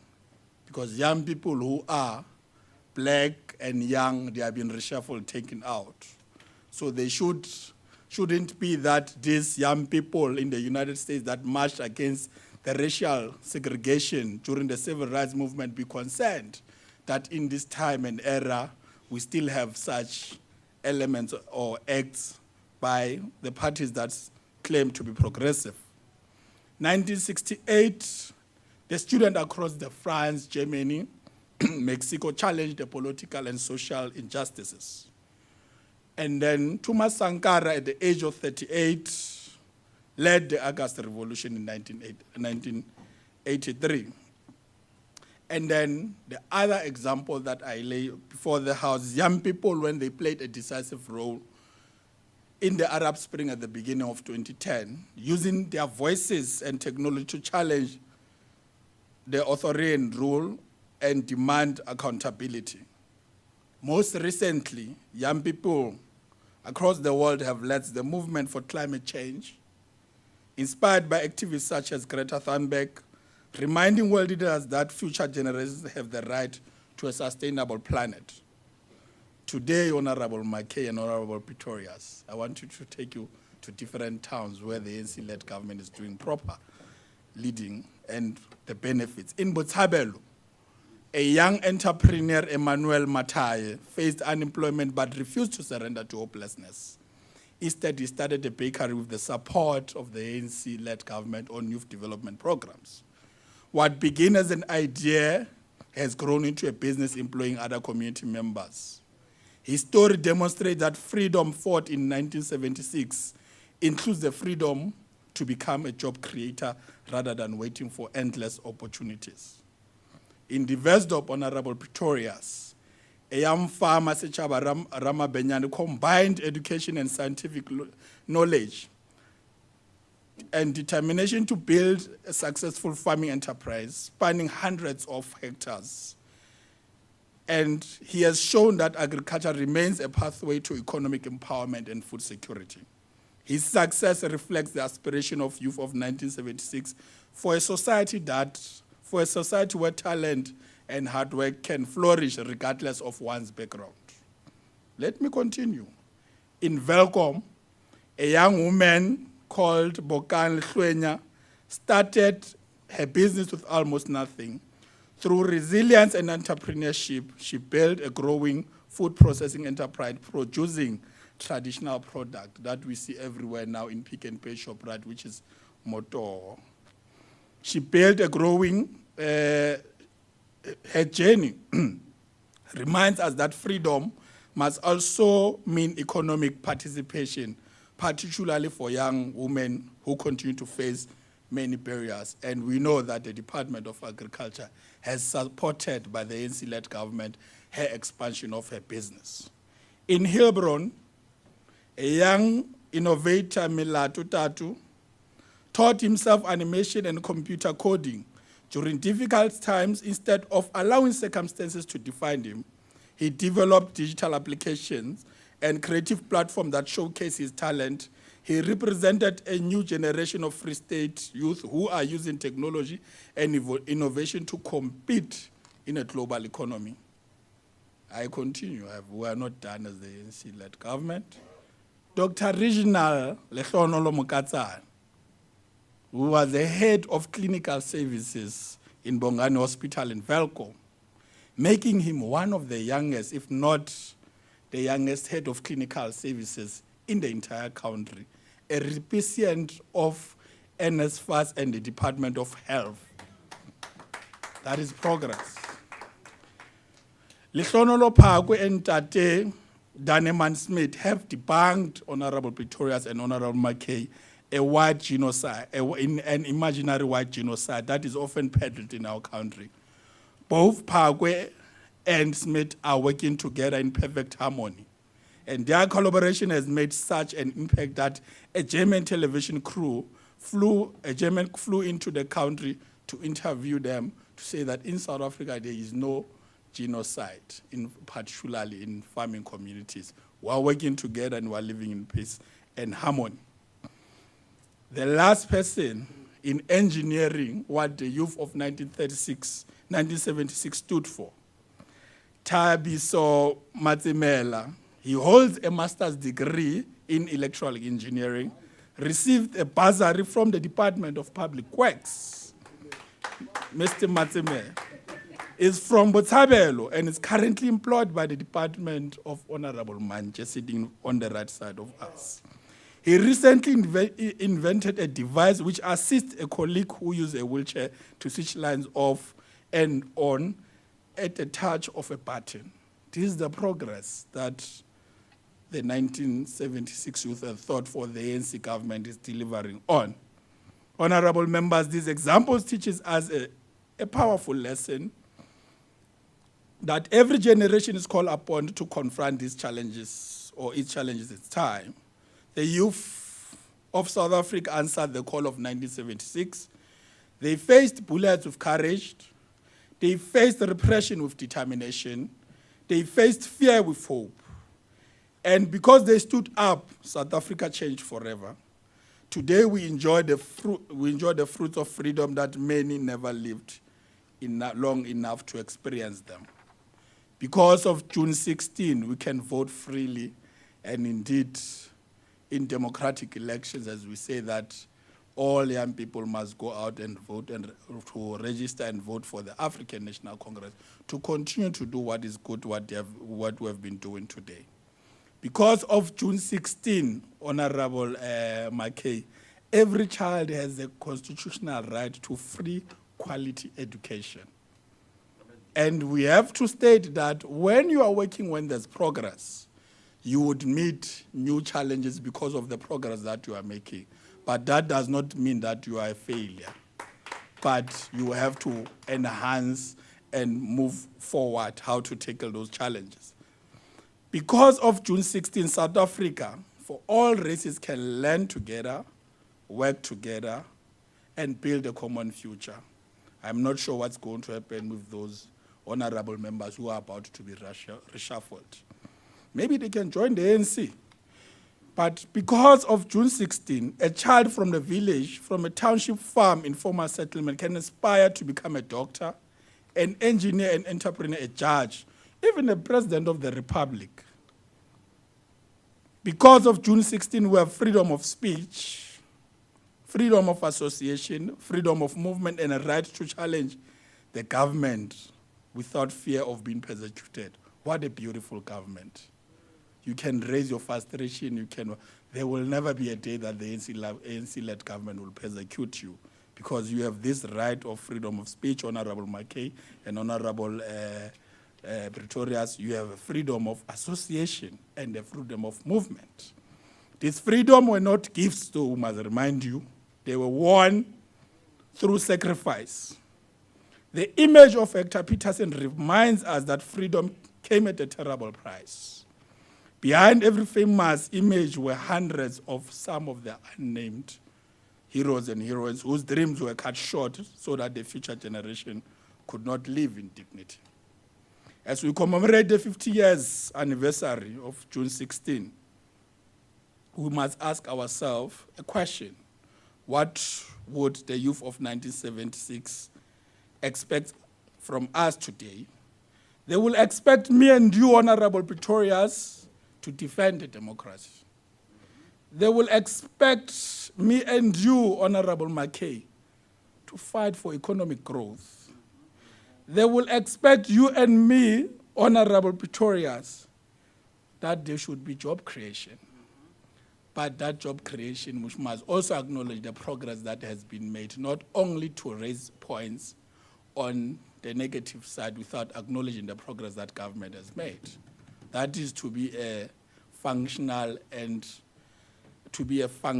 opposition. It means that you have to acknowledge what is good, whereas you also raise what needs to be improved, but not only to criticize without acknowledging what is good, what is done by the ANC government. So they would also expect us to improve access to quality education that is already existing, which is in progress. Where I would go to town to mention some of this progress, but Honorable Mabuya is doing them in that department. They would expect us, Honorable Pretorians, to build and fight for poverty, fight from poverty, crime, gender-based violence. The challenges that we are confronted with, they do not confront only the ANC government, they do not confront only the ANC, but they confront everyone across or beyond political party line. And these are societal issues that are not politicking issues, but that requires all of us to join hands and work together to deal with them. Most importantly, they will expect us to never become comfortable with injustices. And to the young people of the Free State and South Africa at large, the heroes of 1976 were ordinary young people who chose to do extraordinary things. They were not waiting for permission to change the world. They were not waiting for someone else to act. They understood the history that is made by those who refuse to be spectators. The baton has now been passed to our generation. The challenge before us may be different, but our responsibility is the same, to build a South Africa that is equal, more prosperous, more united, and just. As we remember the youth of 1976, let us remember that they belong to a proud tradition of young people across the world who changed the history. From the street of Soweto to the struggle of civil rights in America to the student movements across the continent, one truth remains constant. When young people rise with courage, nation changes. When young people dream, societies move forward. When young people refuse to accept injustice, freedom advances. The youth of 1976 taught us that age is not a barrier to leadership, that courage is stronger than fear, that the voice of a determined generation can shake even the mightiest system of oppression. Their struggle became our freedom. Their sacrifice became our democracy. Their dream became our responsibility. Today, young people may not have marched in 1976, but they are beneficiaries of the struggle of 1976. They are living proof that the sacrifices of June 16 opened doors that the apartheid sought to keep them closed. The 1976 demanded the right to quality education. Today, the education produces entrepreneurs, scientists, farmers, professional and innovators. The 1976 demanded a future. Today, the young people in the Free State are shaping the future in their own hands. As we commemorate the June 16 50 years anniversary, let us challenge every young person in our province to become the next Emmanuel Motai, the next Lehlonololo Phakwe, the next Sechaba Ramabenyane, the next Dr. Lehlonololo Mukatsane, the next Bokan Lehloenya, and the next Melato Tatu. The names may differ. The spirit is the same. The spirit of courage, determination, self-belief, and service. Matla, kia rona, aldima, iring, aldikrach, na di mense. Matimba, aina, power to the people, amandla, awaitu. Thank you, Deputy Speaker. Thank you, Honorable Skwebela. Honorable members, the debate by Honorable Skwebela concludes the business of the House today. The House shall now adjourn until further notice. The House is adjourned.